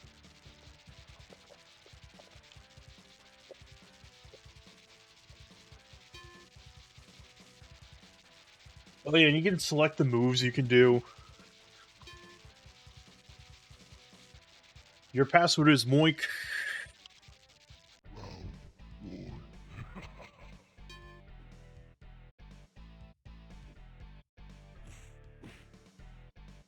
Yeah, Fight for Life is cool. Port a flashback. Let's just see how it looks. It probably no different than any other version of Flashback. Good old US Gold published version of Flashback. Well, it's Flashback. It's Flashback that feels like it's running too fast, and I don't know if that's the fault of the emulator, or if that's just how this game was programmed.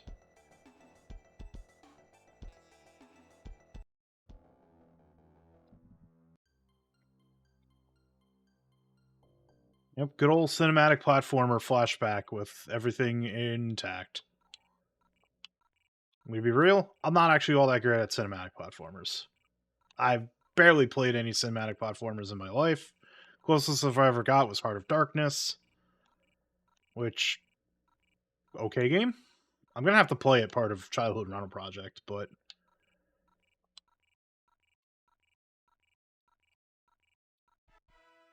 I did it. I got the Hollow Cube. Flashback's a known quantity, so we don't have to live here forever on Flashback. It's an uncompromised port. Flip out. Another great game brought to you by. Don't leave me in suspense here. I need to know who brought me this quote unquote great video game. Who? Gorilla? Literally who? There's a spinning frog and there's jams. Cheese World.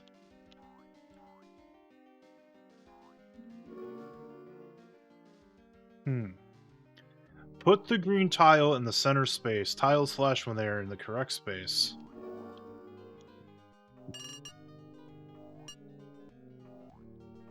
Yeah? Huh. Okay.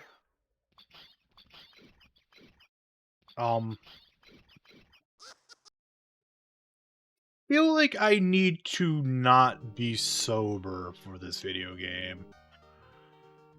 But it's a puzzle game.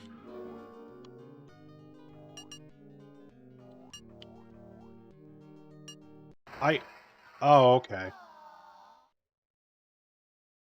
Alright. This...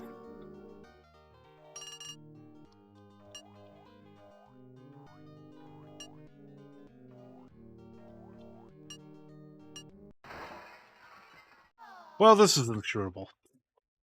Hover Strike. Instantaneous jams.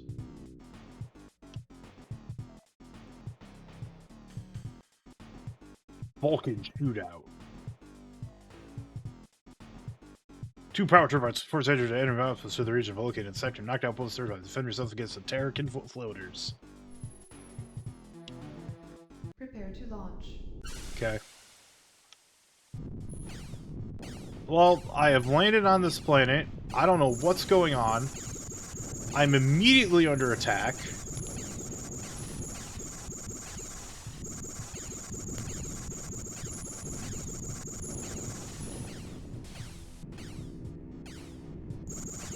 Okay, so...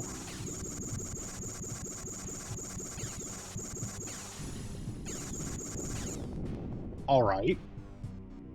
There's a lot going on here. Alright, I have landed on lava.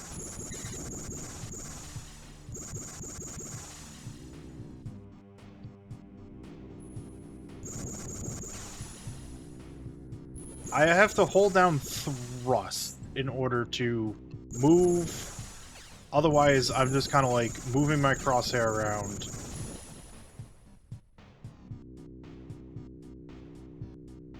Whee!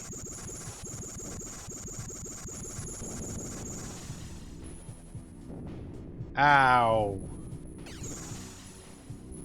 I have missiles. I don't know how to use them. It's probably the numpad.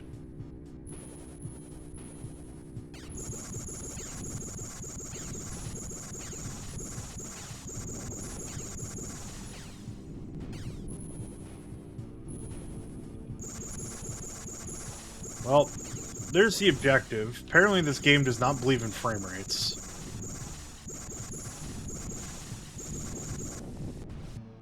Well, I did it. I won. Mission accomplished.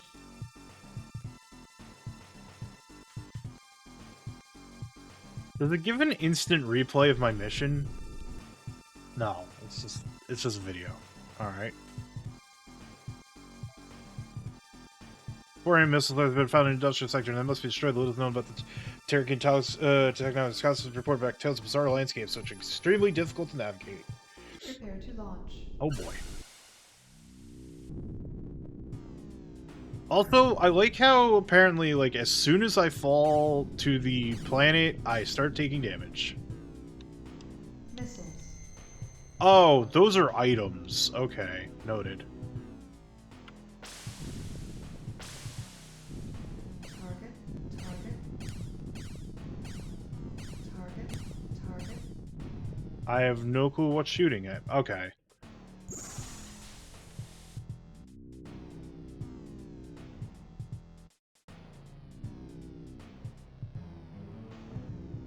Oh, this is slippery. Alright, inscrutable video game. Not good.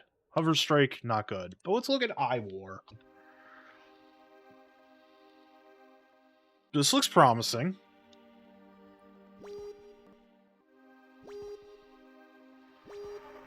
Let's go engage in the iWar. Prepare for Node Alpha Matrix. Look at these graphics.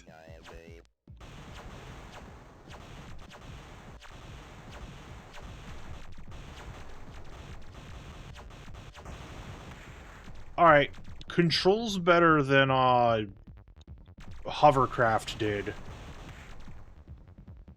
Very strange video game. Oh, we have a dedicated strafe button? Let's go. Well, no, not really. Okay. Numpad, dial your view. An auto map. Song mute. Okay. You picked up a Mark 1 radar.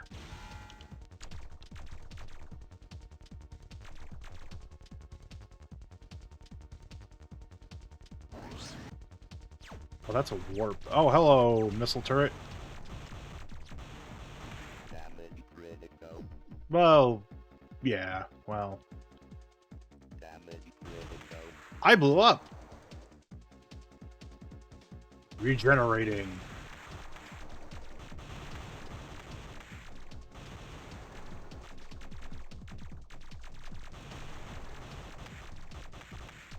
Got him.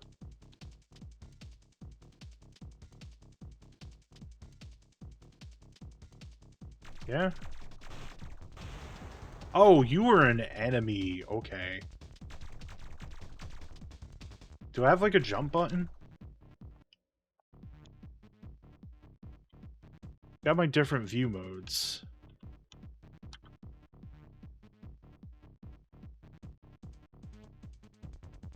Alright.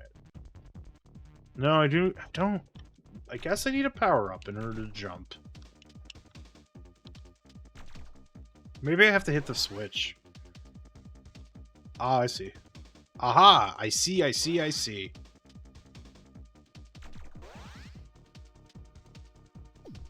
Data pod collected.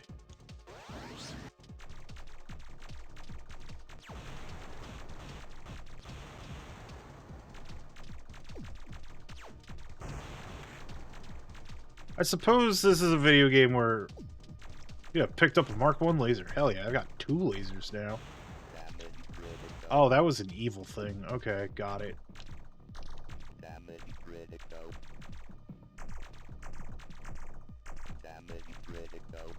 Yeah, understood that my damage is critical.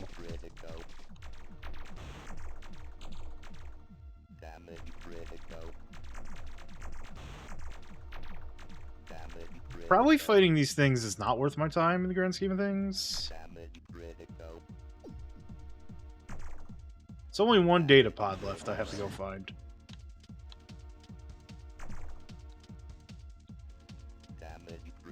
Very funny that the frame rate just goes immediately to crap. I picked up an energy pod. Data pod collected. Ow. I did it. Oh, we're in a bonus level now. Okay.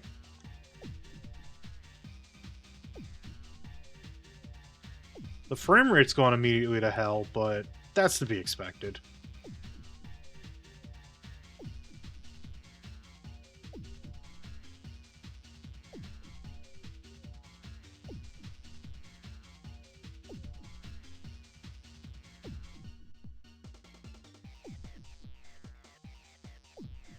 really enjoying this tune, though. Like,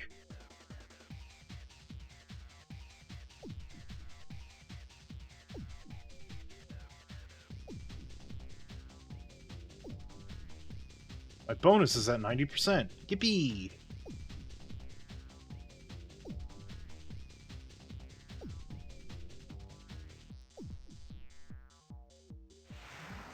That's it.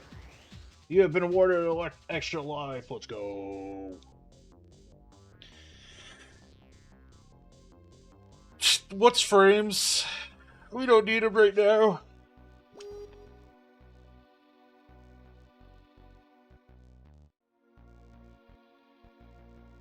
Oh, it's just showing my tank configuration. Prepare for node data core.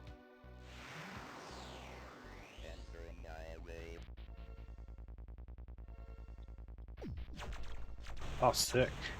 Ow. The laser was a distraction from the enemy.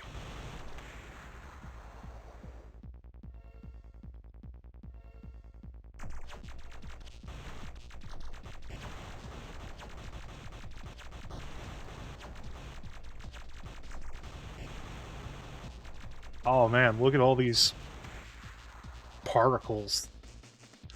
I gotta keep moving, but Iwar? Kinda cool.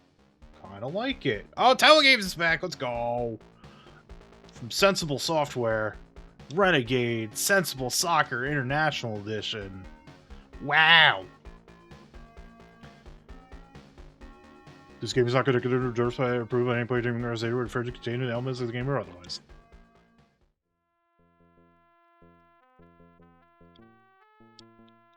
Lativa versus England. I'm playing as England. Come on, England. Score some fucking goals. It's soccer. I'm not staying here for long. Look at these dudes. Look at them. What a good crowd noise.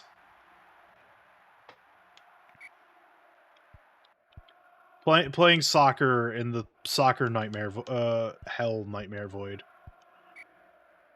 I did soccer with little dude. It was just tiny little Iron Soldier time. Alright, we might have some potential here.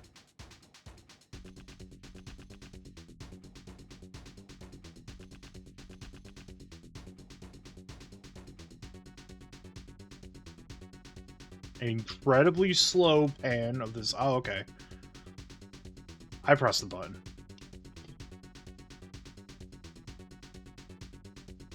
The bus. Care package. The resistance wants you to destroy a local Iron Fist warehouse complex. Follow the road out of town to get you there. Grab any supplies you find.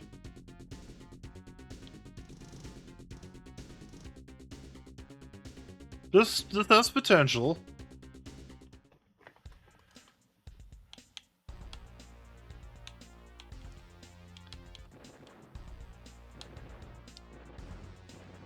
The problem is, I don't know how to move my mech.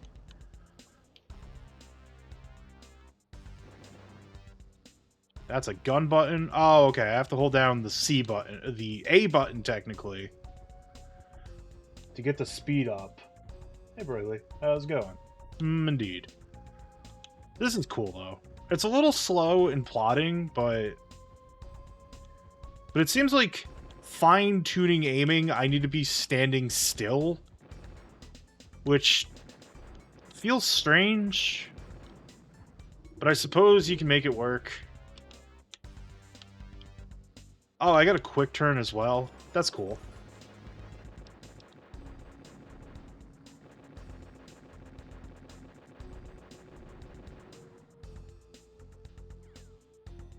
I should probably not be standing still so I can get shot easily by everything on this stage. There is a yellow dot. Oh, it's tanks. Okay.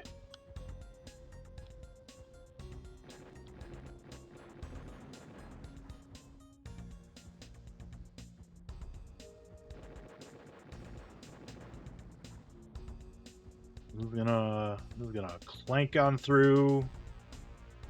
Destroy the enemy. Enjoy this texture pop-in going on.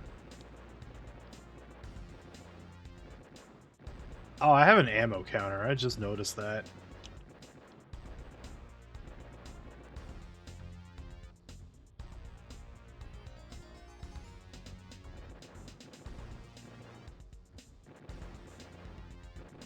Hit detection on enemies feels not great.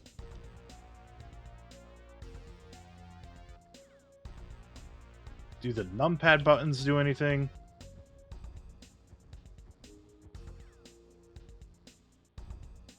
Just swaps my weapon around. Which the options key could do that for me. Am I stuck?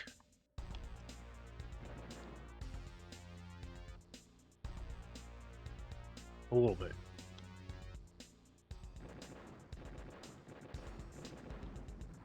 Okay, I blew that thing up. Was the objective to kill all the enemies or blow up a certain building?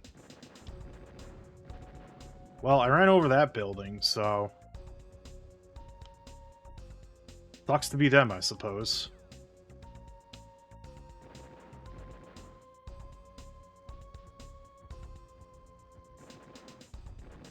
I wonder if pressing one of the buttons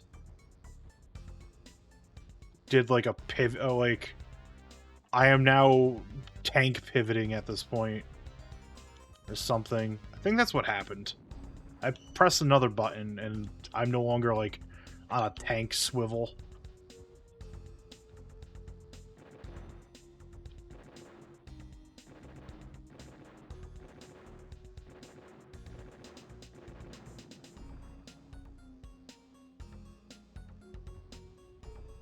Let me blow... I think they wanted me to, like, destroy buildings, but... Now, if I equip my... Oh, okay, I do get a punch. That's a very funny punch. Not gonna lie. I'm gonna punch this building. Yeah. This seems cool. Warrants further investigation on my own time. But it also just seems kind of like it exists.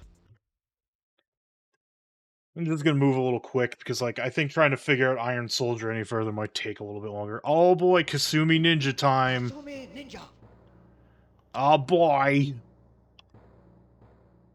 If we want to talk about some... Your fighter. It says ninja, not fighter, but hey, if we want to talk about some hardcore fucking... Mortal Kombat clones. Habaki. Select your opponent. Jackie. That- Entering the combat zone. This accent isn't completely awful or anything. No way. Round one.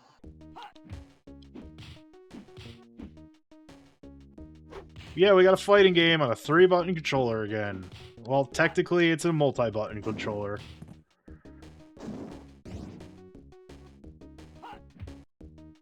But the numpad doesn't do anything outside of, like, stopping the music. But yeah. You wanted a Mortal Kombat clone that doesn't control, right? Jackie wins. Well, this is what everyone wanted, right? Yeah, I gotta... I'm gonna reset this game, though. Like, Kasumi Ninja is very infamous for just multiple reasons. Core code. New code! Oh, it's gore code, not core code.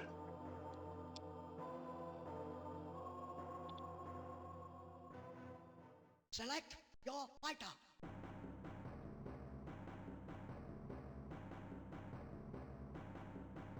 Habaki. Eldest twin of the Kiriga Kira family. Both brothers are extremely competitive.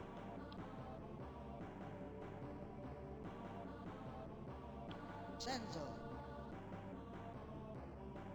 Feel like- Senzo. these are the only characters that I get for right now that I can select from. Bakawa. Entering the combat zone. Not CPU, it's the Jaguar. We have to be Round very one. fancy about it.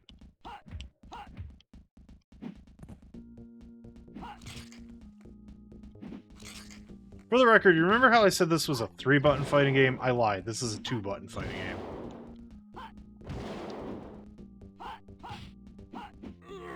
It barely functions. This game is awful. Actually terminally awful. We don't need to suffer through this any longer than we actually have to. Missile Command 3D. Hey, here's another Atari property. Given the we have our fake 64-bit system now, let's just do cool fucking Atari games on it.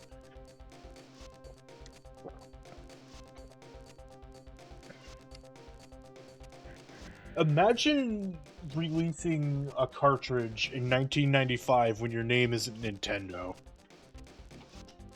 Just imagine. Anyways, Missile Command 3D. Got original, 3D, virtual. Let's just see what they did with the original.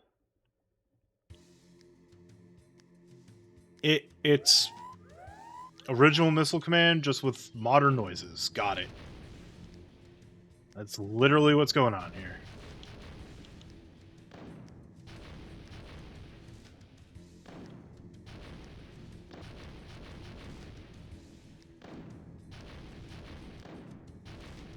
Missile Command was a popular one back in the day.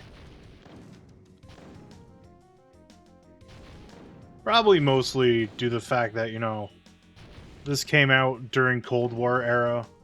So you have 3 different missile silos with a set amount of missiles. The center silo will always fire the fastest, but is this even the arcade version? I don't know. Like, I figure the arcade version looked a little better. Yeah, it's Missile Command. Anyways, I'm just gonna let this roll. And if a missile hits your missile bases, you lose all the missiles. Missile hisses all the cities, and it's game over. I'm just gonna let it run and see if it does the like actual game over thing that the original arcade version did.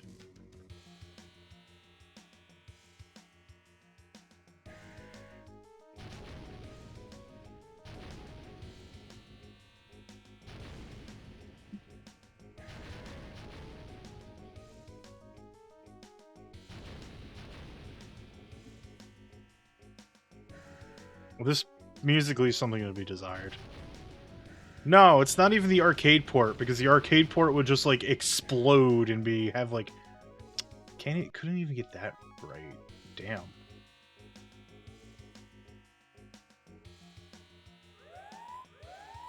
What is there? Oh, okay. Oh, that's good. No, that's great. The buttons. Oh no. Oh no. Oh, I see what they're doing. Oh, they think they're so clever. Can I, like, not be in the Missile Command dimension? Do I have to reset the thing? Wow, okay. You know, Defender 2000 got it right. Like, what's your fucking excuse, Atari?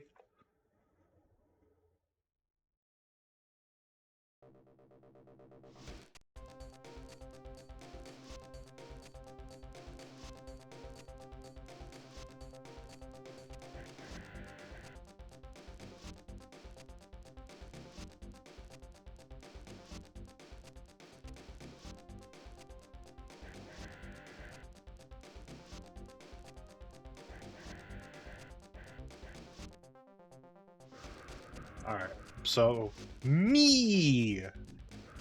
Alright, let's play 3D Missile Command. What that game's named after. Oh boy. This looks... There is no sound outside of that. What is music? This is awful, actually. I'm gonna keep it real with you. This is bad.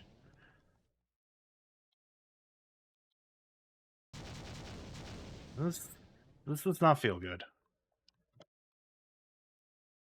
Ooh, this super does not feel good.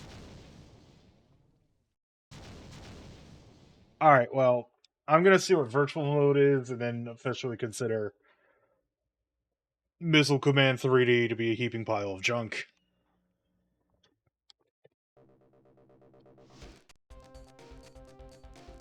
Alright, let's do normal virtual mode. Glip glop glop. We're underwater. Huh? Oh. Huh? This doesn't feel like Missile Command. I'm shooting laser beams to save the day. And I have... This feels like a distinctly better game.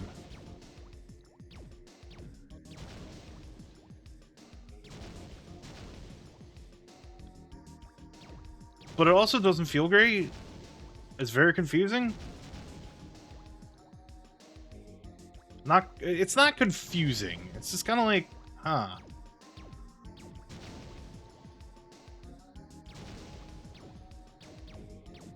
Instead of missiles, I'm using lasers. Missile Command as like a classic game is fine, but like the shooting missiles right now feels very ineffective. Huh. You know, it's not an impressive game. Like, I get it, but hey, there's a pinball game though. This is probably just a port of the Pinball XX games that exist out in the wild, I suppose. Yep, there they are. There's fucking Spidersoft. The fucking criminals themselves.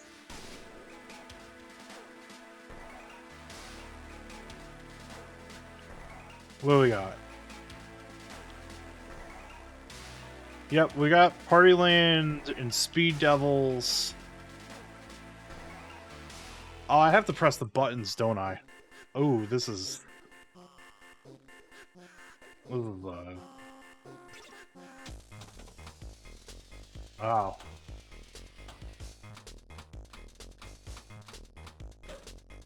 Well, it's Pinball Fantasies that runs a little bit closer to the PC version, with a decidedly worse sounding... Nope. Hey, Port of Pitfall: The Mayan Adventure.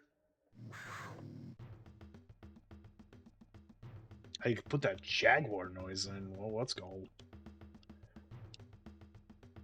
So yeah, it's just a port of the Super Nintendo 16-bit game. Because we could put it on the 64-bit console. What? I think I played this on the 32X as well. There was a 32X version of this. This got ported to, like, everything. So, there being an Atari Jaguar version of this video game, absolutely unimpressive. You're 64 bits. You're very good. Bye. He's dead. Look at how cool our 64 bits are. We can have a port of a 16-bit video game that does nothing different. So I'm not going to spend a lot of time here. Power Drive Rally. Good old Time Warner Interactive. Yippee-yay, I think. Rage. Oh, I gotta start. Hell yeah, let's go. Let's do some good old-fashioned practicing, shall we?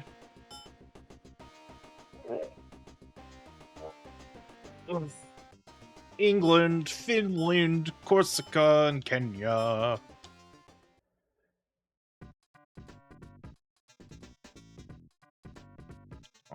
These jams are certainly blomby.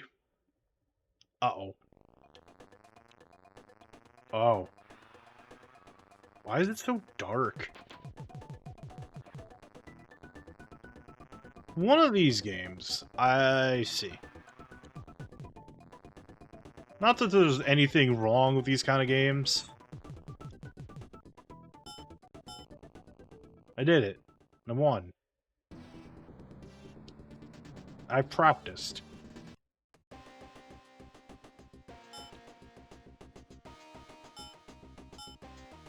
Those are totally my initials. Let's go rally racing, shall we? Oh man, I could be a Mini Cooper or a Fiat. Let's buy the super expensive car. Nothing bad could come from this.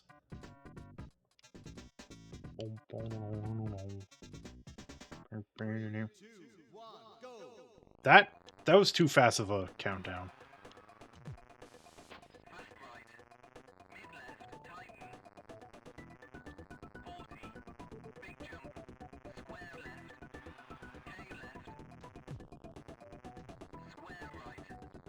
You know, I know they're doing, like, sky reflections off that water, because it's like, hey, what we could... look at what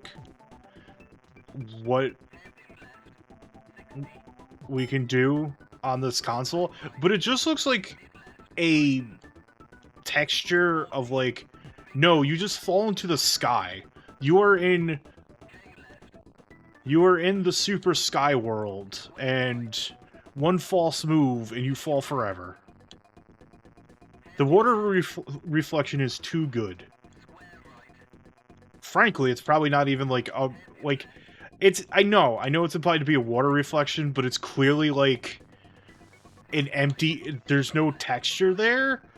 They just left an empty hole and the entire background is just the sky. That's why it looks so strange.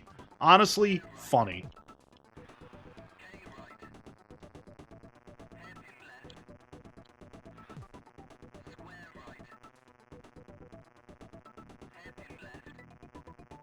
Sir, I understand none of these words you're telling me. Except for left and right. Hooray, I qualified and I have $3,000. But I had to pay $1,000 for the privilege of racing.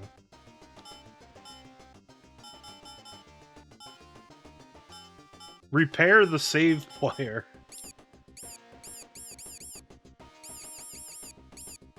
Alright, my engine is better. Oh, sweet Jesus. I have to press the numpad, okay. Oh man, it's thunderstorming. 3, 2, 1, go! Now I'm racing against someone else. Good engine noises, by the way.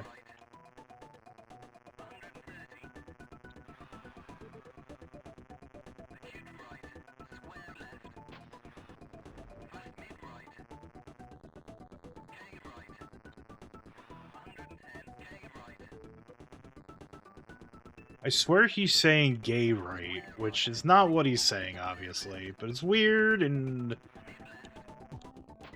yeah, it really does. I need one of my English friends in here, European friends, to decipher what this man is telling me. Square left? That's not a square, it's an elbow. Acute right. I'm pretty certain they mean, like, square angles and stuff like that, because, like, that dude was like, oh, acute right, so it's like I had to turn at an acute angle, but it's like, just say numbers. Say numbers, rally man. Anyways, I'm not winning this. Yeah, now he's saying numbers, because it's like, oh, I don't have, like, there's no term here. Anyways, this is okay. It feels very sluggish for, like, a fucking rally game in the turning and everything. Anyways, it was a port of fucking Raiden to the Jaguar. Out of all the things you could port, legendary shoot-'em-up game Raiden onto the Jaguar. But then again, Raiden kind of got, like, ported to everything, almost.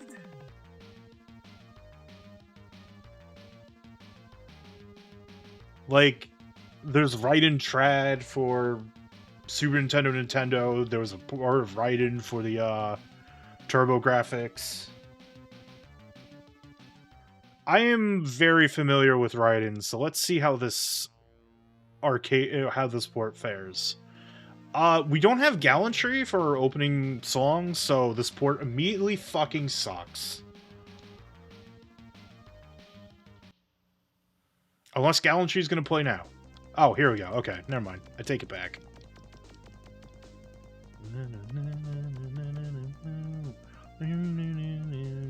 It's not a good version of Gallantry, but... Ooh. This is very slow compared to the arcade version. But no, wait, it's cool. We can do dithering because hey, those tanks are in the jungle.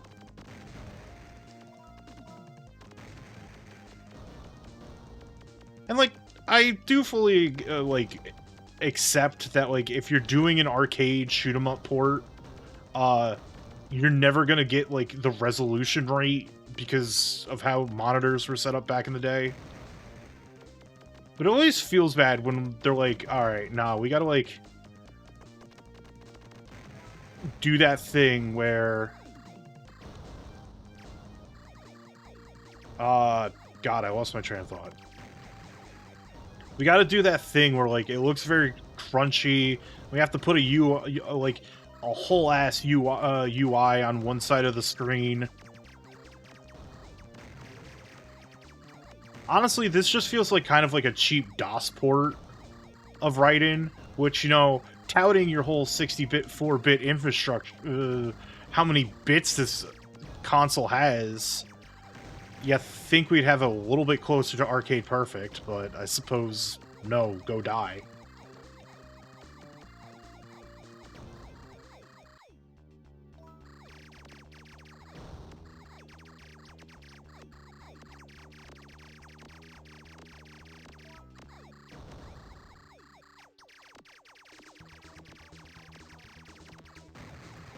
I mean, in terms of... It's, like, enemy placements and everything are, like, it's the arcade version, but it is not arcade perfect. The arcade version ran so much more better than this. Frankly, the arcade version's harder, but, like, I suppose when you're in a situation where you don't have to, like, worry about quarters... Also, the other side of the screen exists, but that whole UI is eating it up. Some decisions were made here. The soundtrack's butchered. That's not a good version of Gallantry.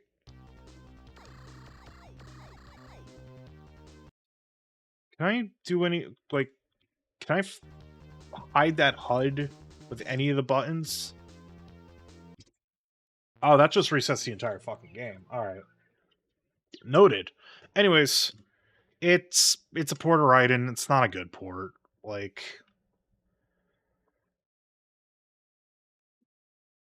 But hey, here's good old Ubisoft. We got Rayman, because Rayman was on anything modern at the time.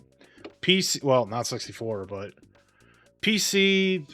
I don't remember the 3DO got a version of Raiden, but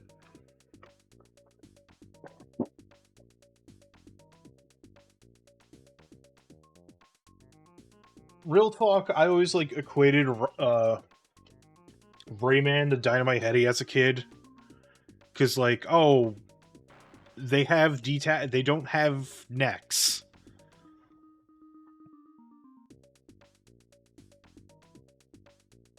In Rayman's world, nature and the D is cut off. People live together in peace. Great Protune provides blah blah blah blah blah blah blah blah blah. Like, I'm gonna probably make the accurate prediction that the Jaguar version brings nothing cool or great to the table on the sole fact that it's cartridge-based. It is a 3-button version of Rayman with... I don't remember much of Rayman's original OST, but, like, you're not getting the normal audio.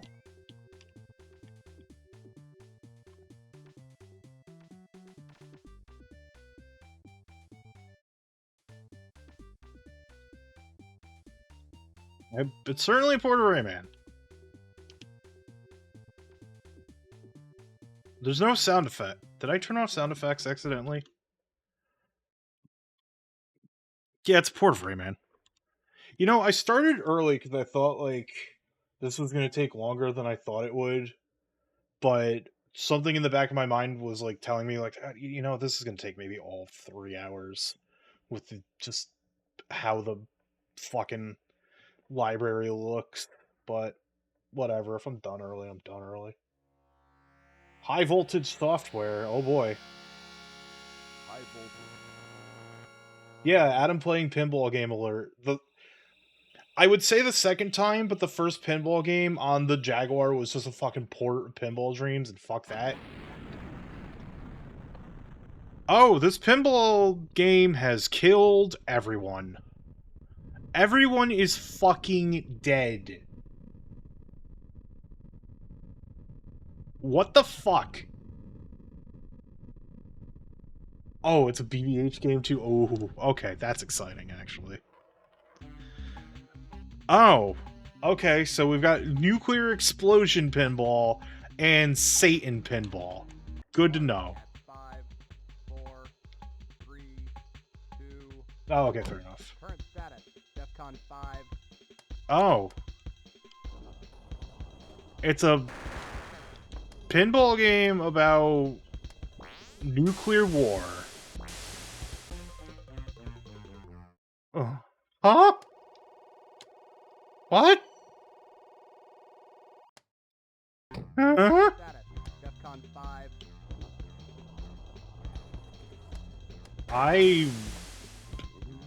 The sound effect mixing is quite not great.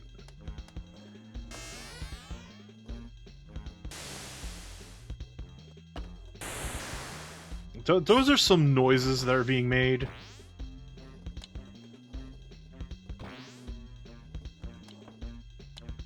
Yeah, let's paint pretty ladies on our bombers that'll end the world. That's funny, right? Oh, okay. I simply don't know what's going on. There are horrible sound effects going on here. Beep.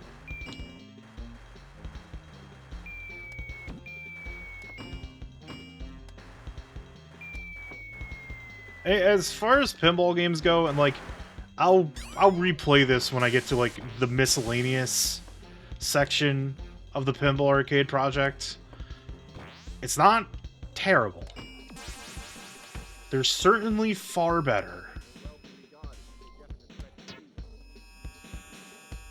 This music is also... This soundscape is horrifying.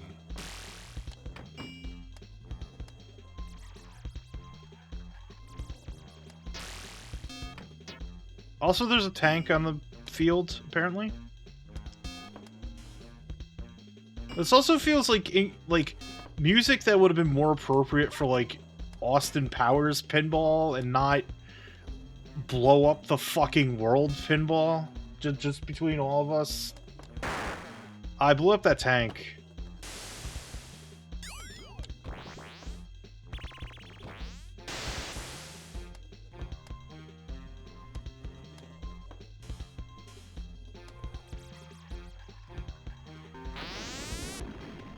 Let's go to DEFCON 4 to be safe. Oh boy. I got an extra ball though. That's cool.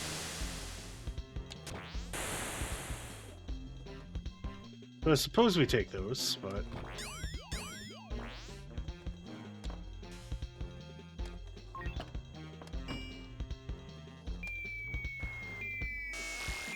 Good noises. The area is being bombed. Somehow, someway... Oh, okay. Am I over on the... Well, okay. I suppose we're Fallout now.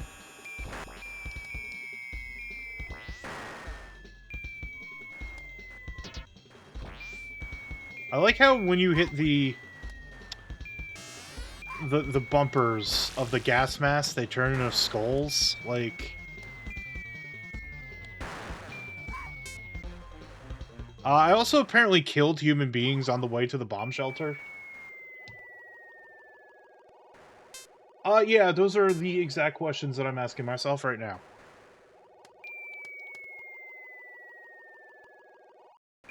Current status, DEFCON 4. DEFCON 4.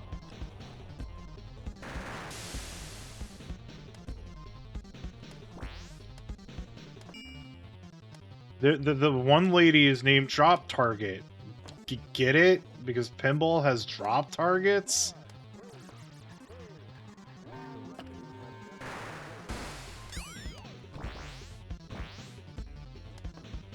Also, the status menu is very hard to read when, like, the game's telling you what you need to do.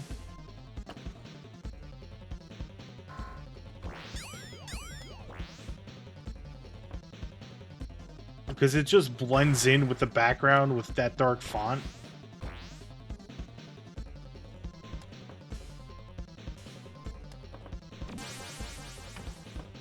I don't think this game's for any pinball enthusiasts, because it's like, as far as it goes as a pinball game, it's simply fine. Hesitate to call it mediocre, it's not that bad, but it's also kind of like, okay. Here's a pinball game that I have no clue what the... Rhetorically don't know what don't know what's going on. I know what's going on, but it's a little inscrutable. Bombs are being dropped again.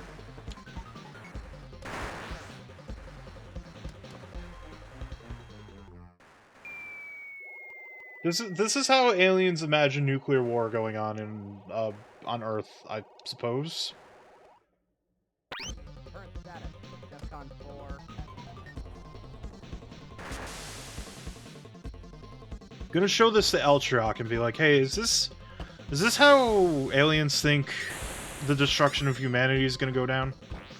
Asking for a friend named Adam. Me, I'm the friend. Like, there is at least a clear goal, and, like, the little window down there is like, oh, this is what you need to do. But placing shots is like...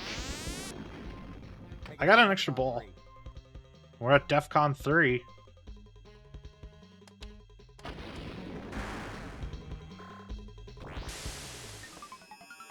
So now I have to get over to the shelter side of the table in order to do anything else. The two side-by-side pinball table is a very inspired choice going on here. Let me tell you. Current status, DEFCON 3. DEFCON 3.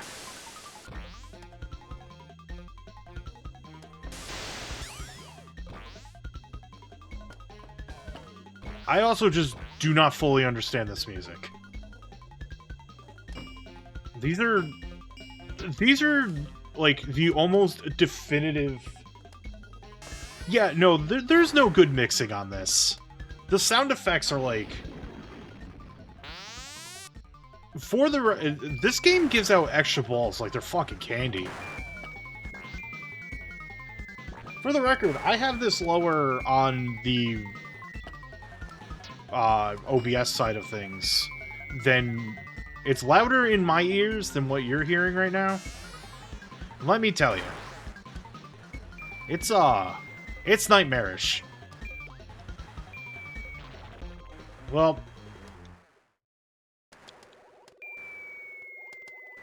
I like how when it's zoomed out like this, the flippers have just 2 frames of animation. No sliding. We lost a few frames in translation there.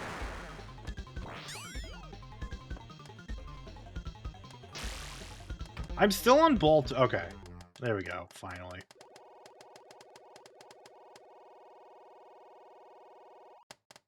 Current status, DEFCON 3.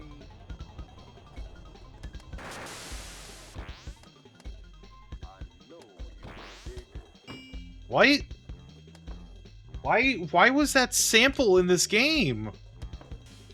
Huh?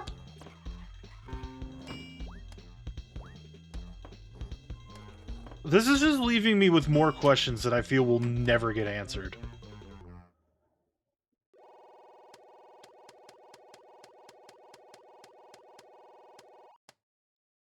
Current status, DEFCON 3.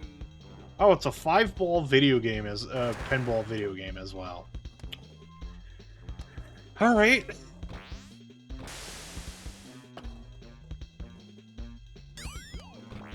Also, the front of the bomber looks like something that the ball could interact with, and not actually like part of the background. And the Ruiner rollovers don't look like anything you interact with. Yeah, they knew. They 100% knew.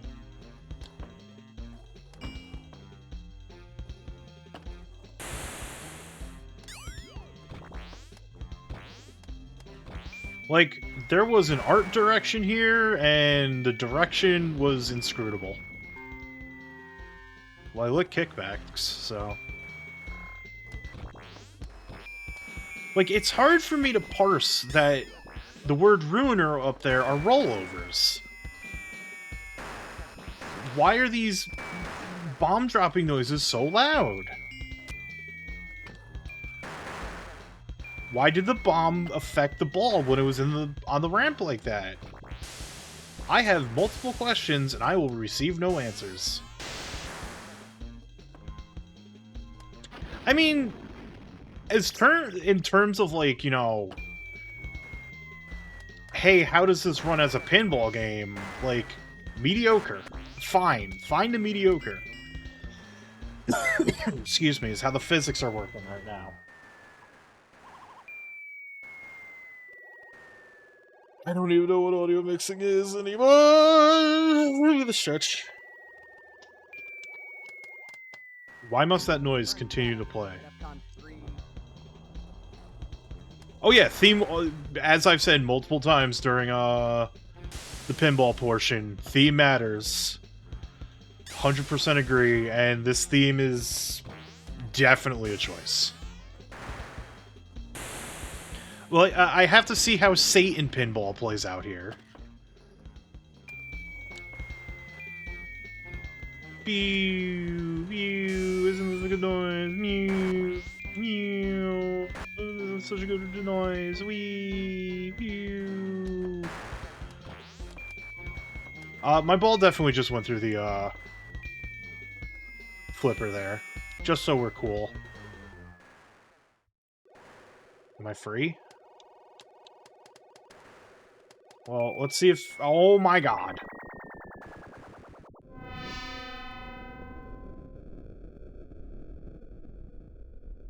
I care a little about Johnny Mnemonic. Only a little, though. The original, short story of Johnny Mnemonic is good.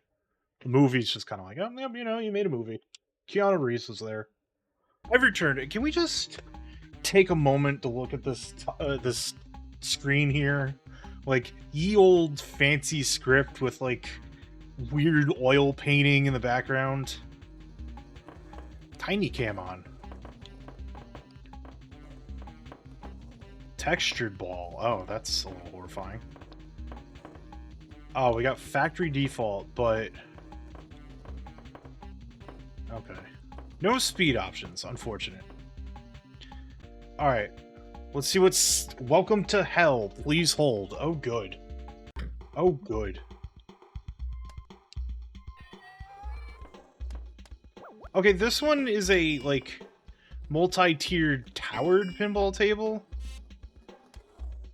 that is doing things. I mean, literally says tower.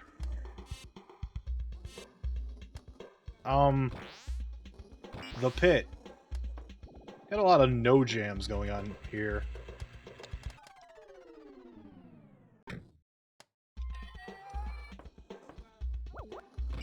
Then again, I'll take the no jams off over whatever the fuck they were trying to do with Ruiner.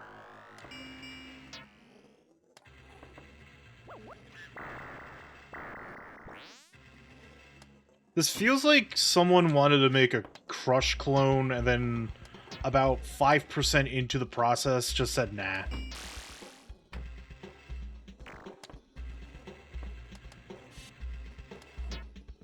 Boink. You know.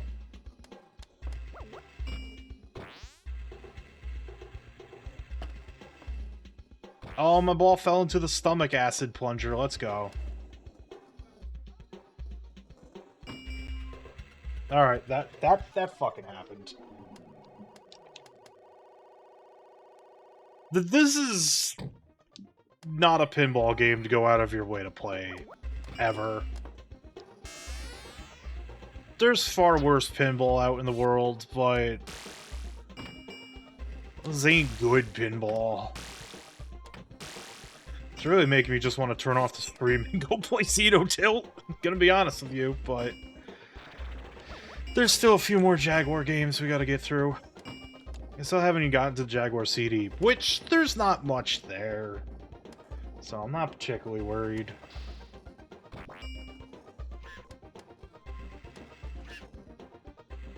Okay.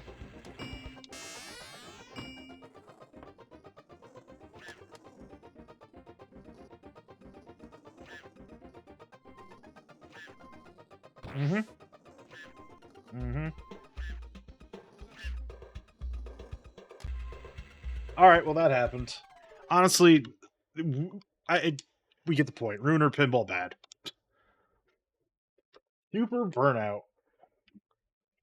Damn, modern Burnout, eat your heart out. Fucking Atari Jaguar was doing it first.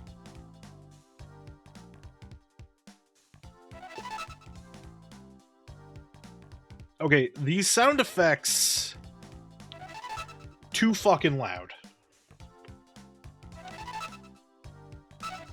Oh my god, what is going on with these sound effects?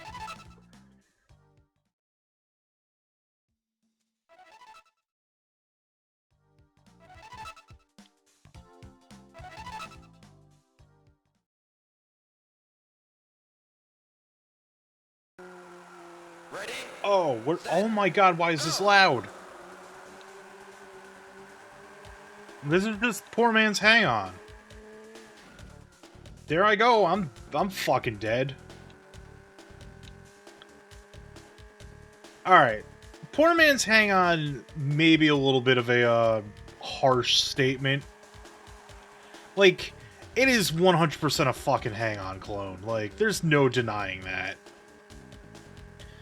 But the way the track scrolls and everything, the fact that it's running at like 60 frames, we've got some jams, the graphics like look nice. Credit where credit's due.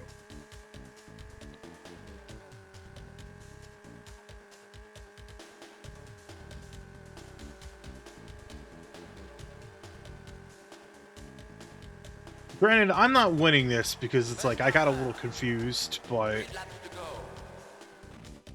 Oh, okay, goodbye. I like that it goes in the night, though. Like, no, this is cool. This is actually cool. Color me impressed. Yeah, that's valid. Pole position did that quite well.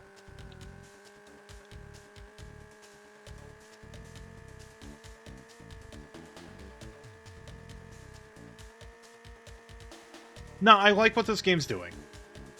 Legitimately.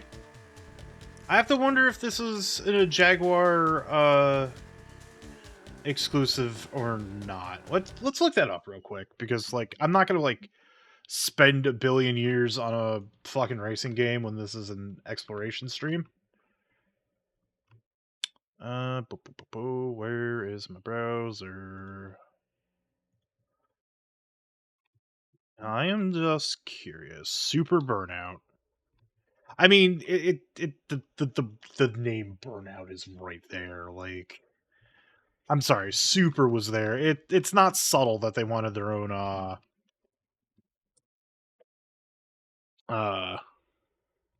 this French studio really wanted their own. Atari wanted their own. Fucking let's just talk about. Hang on, there we go. Honestly, though, okay, this was a Jaguar exclusive. As Jaguar exclusives go, that's pretty solid. While I'm here, while I'm on Wikipedia, I'm not familiar with the entire. So what they put in on Atari 50. God, they put Missile Command 50 on fucking. I'll go into like what is actually on Atari 50 at like the end of the stream. But there's a few Jaguar games on there. So, all right, let's go in the Syndicate. Pretty certain this is a port of, yeah, it's Bullfrog. This game fucking rips. I'm not going to spend too much time on this because it's like, this is a game that requires a lot of time and planning and everything. But like Syndicate as a whole, the first Syndicate, incredibly good game. The whole point is like you're controlling 4 drones from like a blimp kind of deal. And you're trying to find the target that you need to kill. Or whatever other objective there is. You're armed with AUGs and other stuff and weapons.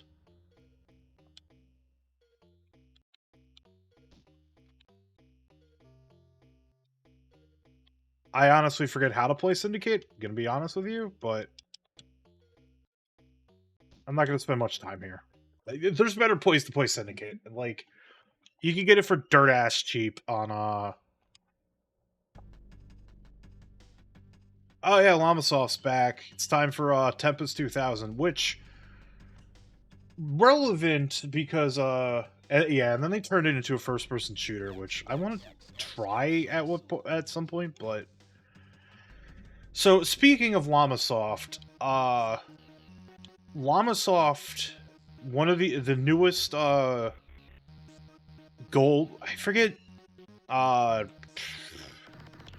what digital digital Eclipse there is calling it, like the gold series, their gold series style games, like which Atari 50 was like the prototype for it, and like the making of Karateka was the new one. Is all about, I forget his name, but he was like pretty much the guy at Llamasoft. He's the guy who did Tempest 2000 here, among a bunch of other stuff. And yeah, Defender 2000 was Llamasoft. So that explains why Defender 2000 like ripped as hard as it did. Eat electric death. We've seen Tempest though, like Jeff Minter. Yes, I'm very bad with names. But yeah, the new gold series is the Tempest 2000, the Jeff Minter story, and obviously it's not all about Tempest 2000, but it's about all the work Jeff Minter did, and there's pretty much nearly every game Jeff Minter touched is on that like documentary collection there. But ultimately the brain, come on, you can do this. Ultimately, the point of the gold series is just like to get the interviews and the history of the games and Llamasoft and everything, and Jeff himself. Like, once I'm done exploring through Atari 50, I'm gonna finally sit down and do the Karateka one. And I want to pick up the Jeff Minter gold series as well. But yeah, here's normal Tempest, just enhanced. I like Tempest. I think it's a fine arcade game. I'm just gonna spin around, and if they get hit by my bullets, it's their fault.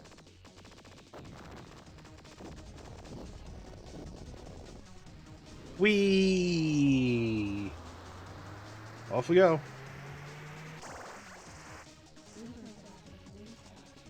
Yeah, this is just like a fun, stylish version of Tempest. But real quick, go show off the main event. Credit where credit's due on the once again design of this controller. Having like a dedicated reset button by pressing the two, like the pound and the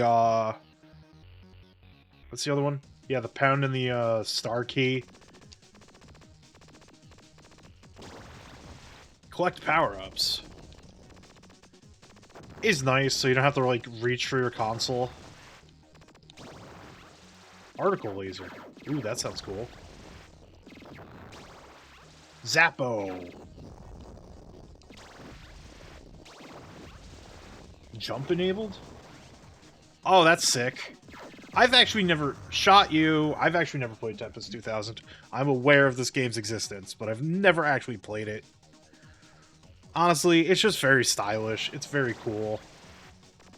I'm looking forward to, like, going through the Jeff Minter story when I have the money to, like, get it.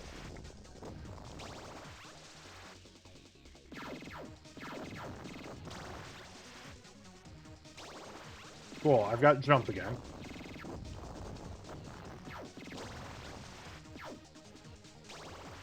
Outstanding.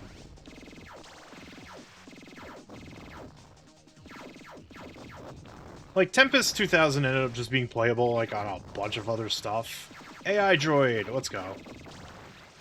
So, Tempest 2000 wasn't, like, fully stuck on the Atari Jaguar forever.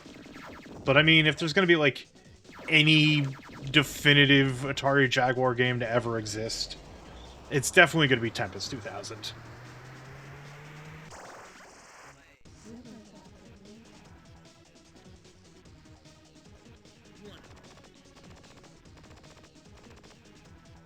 Yeah, Tempest 2000's cool, but I got other stuff we gotta go through. We're almost at the bottom. Theme Park. It's a ported theme park. Did you know they ported Ocean ported theme park? Other certified Bullfrog Productions classic theme park to like a bunch of stuff, including Genesis. Difficulty fiendish. Good.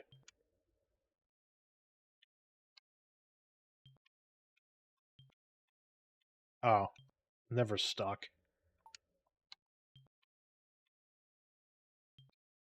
Eh? Yes, I would like to set up my theme park in New Zealand.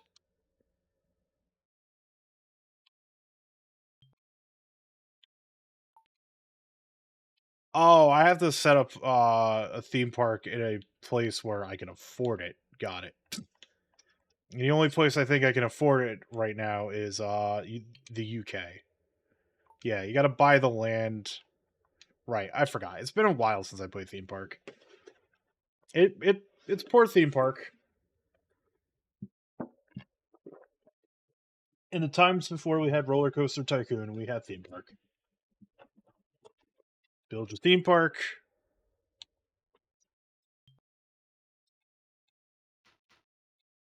I played this a lot with a friend as a kid. Was never any good at it, but we're not going to stick here. It's port of theme park. It's a functional port of theme park. Towers 2, Plight of the Stargazer. Oh boy. A sequel to something I've never heard of. Let's go.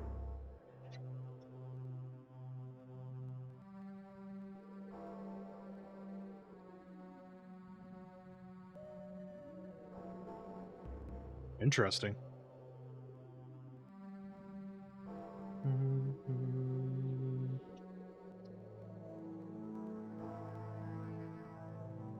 A incarnation. B continuation.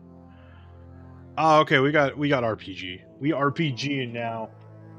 We got Verland, Tassler, Andros, and Murton. Andros is the least ugly person here, so we're gonna play as him. See what the hell this is about. Oh, baby. Oh, here we go. Oh, we've got a weird... You can't remember any words. We got a weird, inscrutable first-person RPG going on here. Oh, baby. This is a nightmare.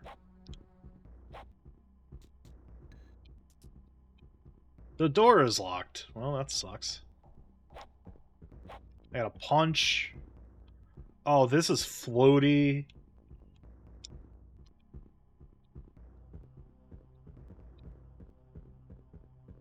Oh, hello. That's a good particle effect. I did it. I killed an orc, I think. They were very green. Alright. How do I equip the short sword? I can't pronounce anything today. What the fuck? Or do I have to do the numpad? Oh, okay. Okay, so I gotta grab my short sword and equip it in my hand like I'm playing fucking Eye of the Beholder here.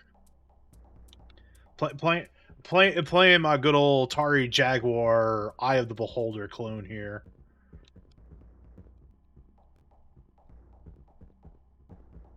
With 3 buttons and a numpad. Two is my status screen. 3 is my go to sleep button. I pressed 4 and then I took damage. Is something attacking me? Oh yeah. There's green, what might be an orc here attacking me.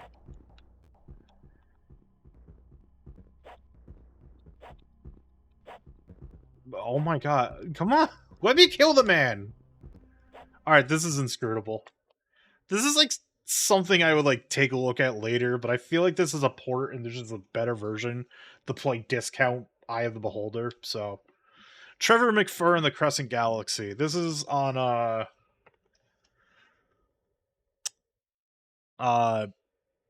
Atari 50, so this might be a good video game.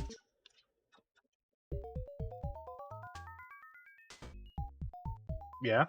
Okay. Alright. This is a whole ass lion head photoshopped onto like a space general. Let's fucking go. I look like I'm like a cheetah or something. Well, I'm fucking dead. It is a shoot 'em. This is like the second shoot 'em up on the... Ow. The second... Oh, I got a laser now? Let's fucking go. That laser lasts for fucking ever. Holy shit. I'm dead. So my enemies are giant cubes, asteroids. Game over.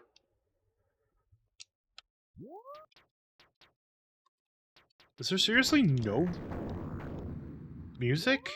That's disappointing. Oh, that's cool. You know, I was kind of assuming there'd be more shoot-'em-ups on the console, for whatever reason. I'm shocked that this is the first one.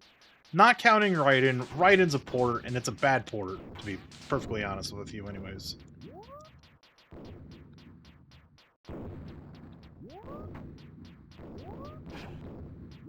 If it looks like I'm doing bad at this game, I can assure you I am. Okay. That game is very silly. I would have to play that more, but the lack of any form of music is painful. I'm gonna skip football. It's fucking football. We know how football works. Ultra Vortec.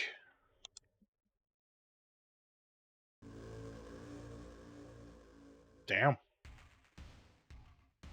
Damn. Oh, is this like... Is this gonna be a terrible fighting game? It is. Oh, sweet Jesus. Oh, dear God. Let's be Johnny Liquid Metal here. I don't foresee anything good coming out of this. Oh, I remember this now. I remember seeing this in fucking GamePro or something, and I kind of, like, wanted to play it out of just, like, curiosity.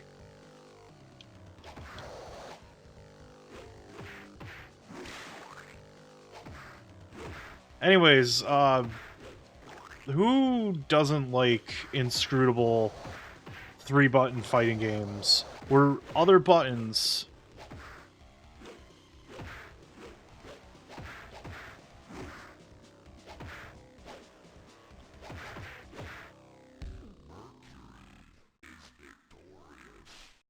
This is scary. Help? Help? Assistance, please. Alright. Do the numpad buttons do anything? Nope. This is purely a 3-button fighting game. Don't have any move lists. Everything feels very slow. There's a lot of fucking input lag. I don't know how I pulled that off.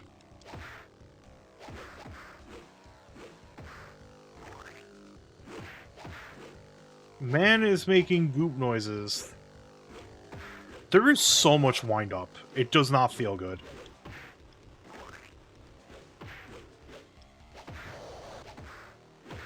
Annihilation time. It's a fucking terrible Mortal Kombat clone. 2 of them on one fucking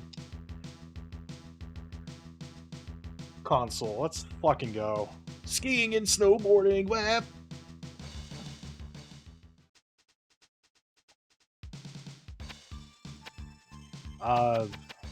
Let's do some free ride snowboarding. Friendly reminder that this is made by fucking those people. Yo, you know you're a cool guy when you're wearing a... This is how I'm just gonna go down the slope. Oh, okay, you actually... This is some pretty extreme snowboarding if I'm doing 88 miles per hour, like, holy shit. This is speeds at which you die.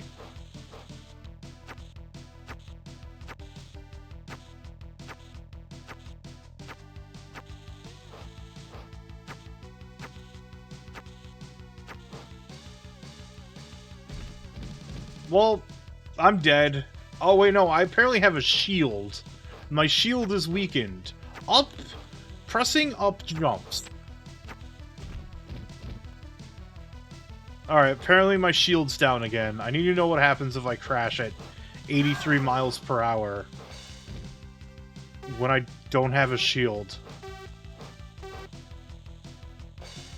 Oh, it's just invincibility, okay. But, what? Huh? Huh? Okay, we're leaving, bye. We've seen white men can't jump on the 3DO. We'll just look at it once again. Yeah, you join at the best moment. This game is widely considered to be fucking awful. All versions of this game. Jules and Freaky. Mace and Stress. Dr. Egg and Slag. OG and G-Love. Titan and Wisp. Hack and Sully. Dismasters. Got Tower and Eggman. Yes, you have joined right before a very bad moment. I have never actually seen this movie.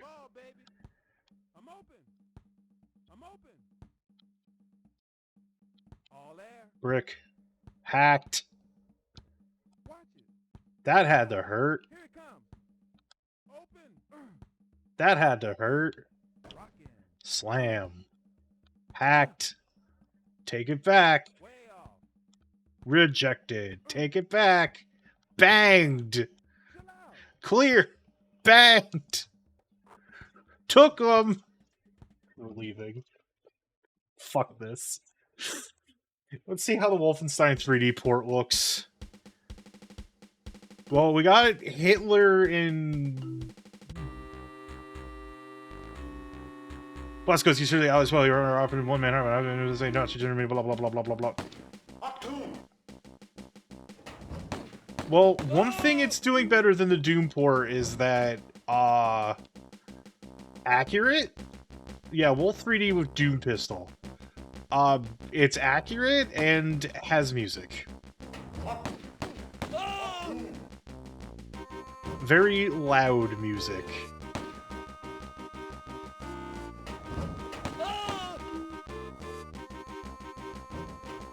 There he is. It's Hitler. Oh, that dog's dead. That's probably what they did. The HUD is very minimal. Yep, it's a port of Wolfenstein 3D that worked.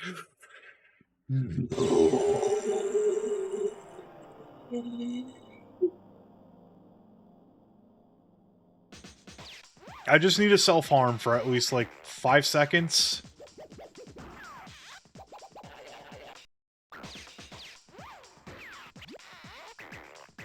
Ladies a little...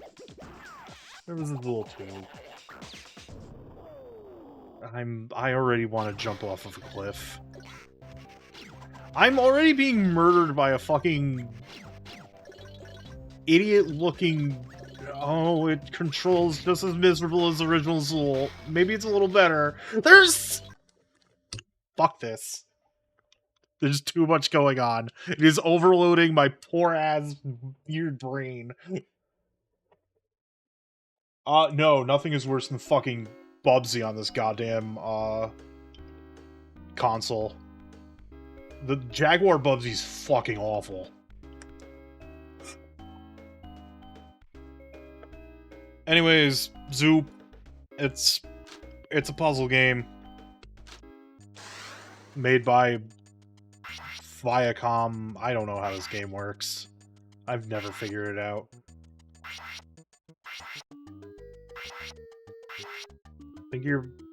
I did it! I don't know how this works. You turn, you become a color, you hit the other colors, you gotta do this before you get it in a row. Puzzle game. It's Zoop. It's Zoop. It's Zoop. It's good old Zoop. Yeah, everybody loves Zoop. You remember playing Zoop as child, right? Zoop, Zoop, Zoopity Zoop. Zoop, Zop, Zoopity Zop. He's a bad man. Going down the mountain. I'm just losing my mind at this point. It's a port of Zoop. It's a fine port of Zoop. I think it's based off the PC version. Anyways, that's it for officially released Jaguar games, from what I could tell. No, Zoop's a fine game. Like, legitimately, my brain's a little melted because Zool 2 just murdered me live on stream. But, yeah, that's it for the Jaguar games. Now we're going to Jaguar CD, which 1, 2, 3, 4, 5, 6, 7, 8, 9, 10, 11, 12. 12 games. I probably missed one. Most of these games aren't even original. There's Baldies. Y'all know what Baldies is about.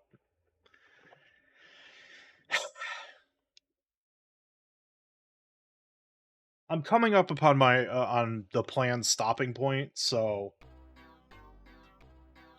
well, we'll see. We'll see how the Baldies port is. Yeah, they ported Myst to the Jaguar, and like only the Jaguar CD. It didn't come out on 3DO. Baldies is a weird RTS that I can never figure out for the life of me. Involving tiny bald men, and you change the color of their shirts and they do things.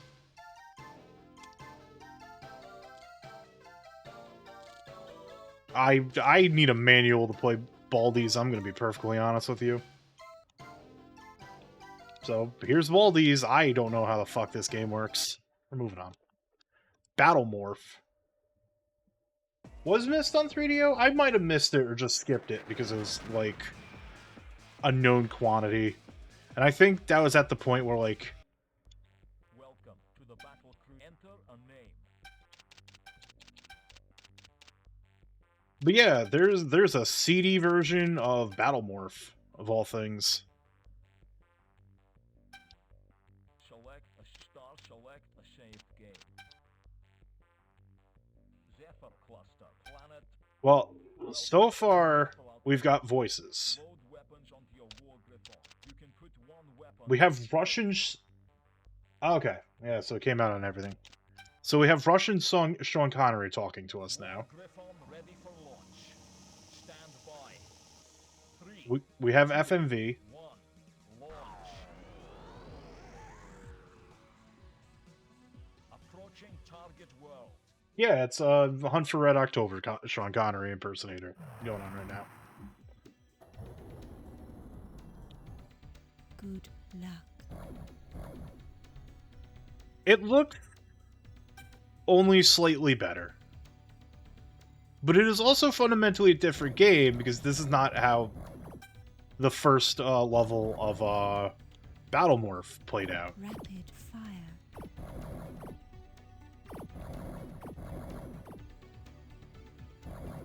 Now, for those who weren't here earlier, I like Battlemorph. I honestly think this is a pretty solid game for the Jaguar. There's a reason why this game is on the Atari 50, because it's like one of the better Jaguar games. Now, not particularly certain what my objective here is, because I was just kind of skipping, but, you know. There's a bridge here. Do I need to blow up the bridge? Well, I blew up the bridge, but I also blew it myself. But yeah, it's Battlemorph for the Jaguar CD, and it's fine. I think the other, like, strange thing about this, though, is, like, the Jaguar CD version isn't, like, in terms of the graphics department, not doing anything new, which feels only moderately disappointing.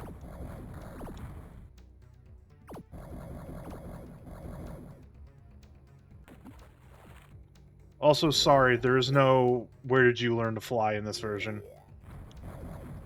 I think they understood that no one wanted that in their lives. No one wanted to be constantly chastised for playing the video game bad.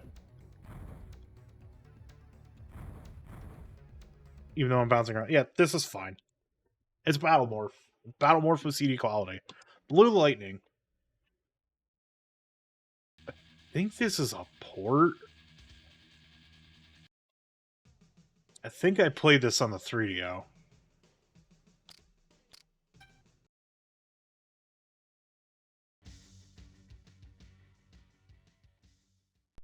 I like how the Earth just morphed. Yeah, I'm pretty certain I played this on the 3DO, so we'll just see how this looks on the Jaguar CD, I suppose. Europe. Draco. Oh boy. Hornet. Warning, this is your last plane. Be careful out there. Oh man, look at all them graphics. Get ready for action. Oh yeah, this is just... Hey, watch what you're shooting. Oh, God, loud. What the fuck? Yeah, this is just poor man's Afterburner. Hey, watch what you're shooting. You're going down. You're going down. Yeah, it's Afterburner, but Brain Dead 13 and Dragon's Lair, we know. I just want to see if these have the flashes. Because the 3DO version didn't, and those are versions for sickos who have those games memorized.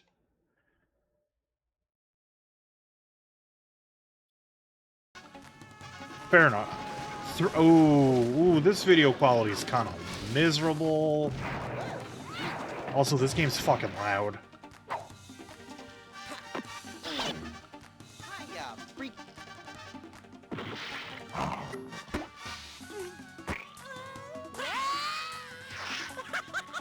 I'm game.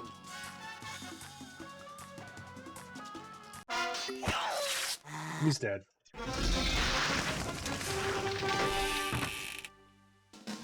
So, alright. We're gonna roll back to the beginning of the stream. There's also none of the flashes, so whatever. We'll take a quick look at Dragon's Lair. Alright, so let's roll this back to the original statement I was making at the beginning of the stream about the commercial that was blatantly wrong. It was like, and Brain Dead 13, and by extension Dragon's Lair,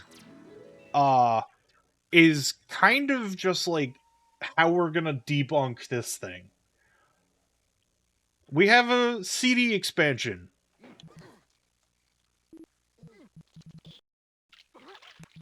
I have no... Yeah, I got nothing. But let's look at Highlander real quick. So on the 3DO, Brain Dead 13 and Dragon's Lair looked pretty much original quality. But the 3DO only has 32 bits. It's not nearly as powerful as the Jaguar.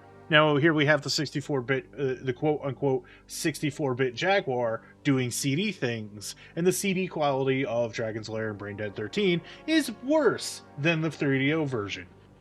So if you ever, like, anyone watching right now knows that there's just actually irrefutable proof that, like, in the grand scheme of things, bits meant shit if the rest of your console was also just bad. Yeah. I just want to see what the gameplay of Highlander is at this point. Like, Highlander cartoon, question mark? This was a thing that actually existed, right? I know there's a Highlander anime. Why did my searchlights dim? Oh, nice. The slaves, Lord Cortan. There aren't enough of them. Then Arak must find more, wherever he can. Send him to the Highlands.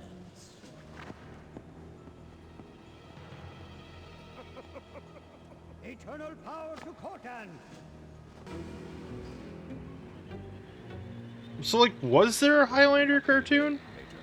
The Highlands, man. The Highlands. Okay, I'm not going crazy.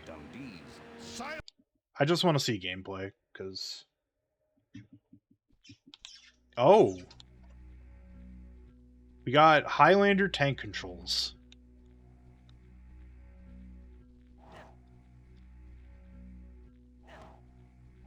I am getting my ass kicked. Yo, nice sweep though. Alright, so this looks like it's based off the cartoon. I don't know what's going on. I'm getting my ass beat. Video games. Hover Strike. Oh, God. There's a sequel, Primal Space at Vidgrid. We're not looking at Vidgrid. Like, I know what Vidgrid's about. Vidgrid's a fucking nightmare video. It barely constitutes a video game.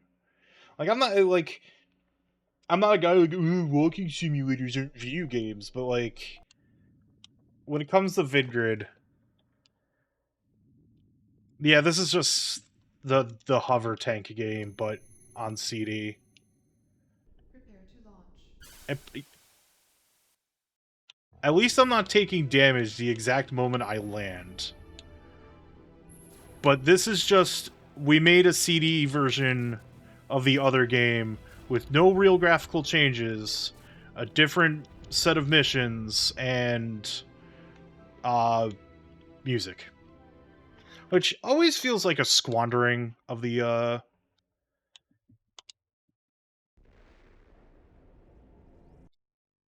of CD technology at the time.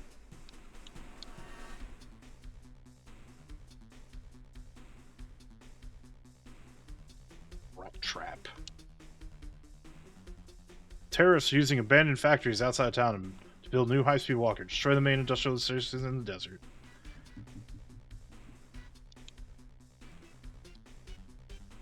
Oh, a chainsaw. Let's go.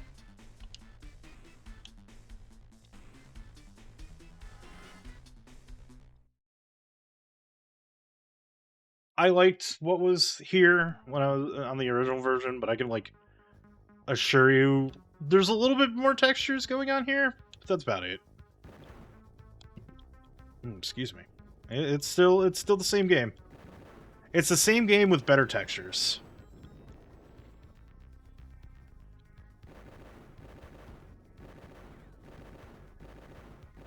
And I'm just speeding through these because it's like I have somewhere to be, but like the cartridge part of the Jaguar is like the main event. The CD is just kind of like the bonus touch-ups where most of what was released for the CD is just ports.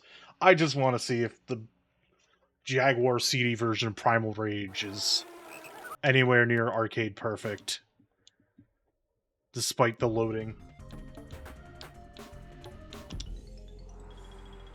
I think the answer is just going to be yes. It's Primal Rage with loading times. Rage.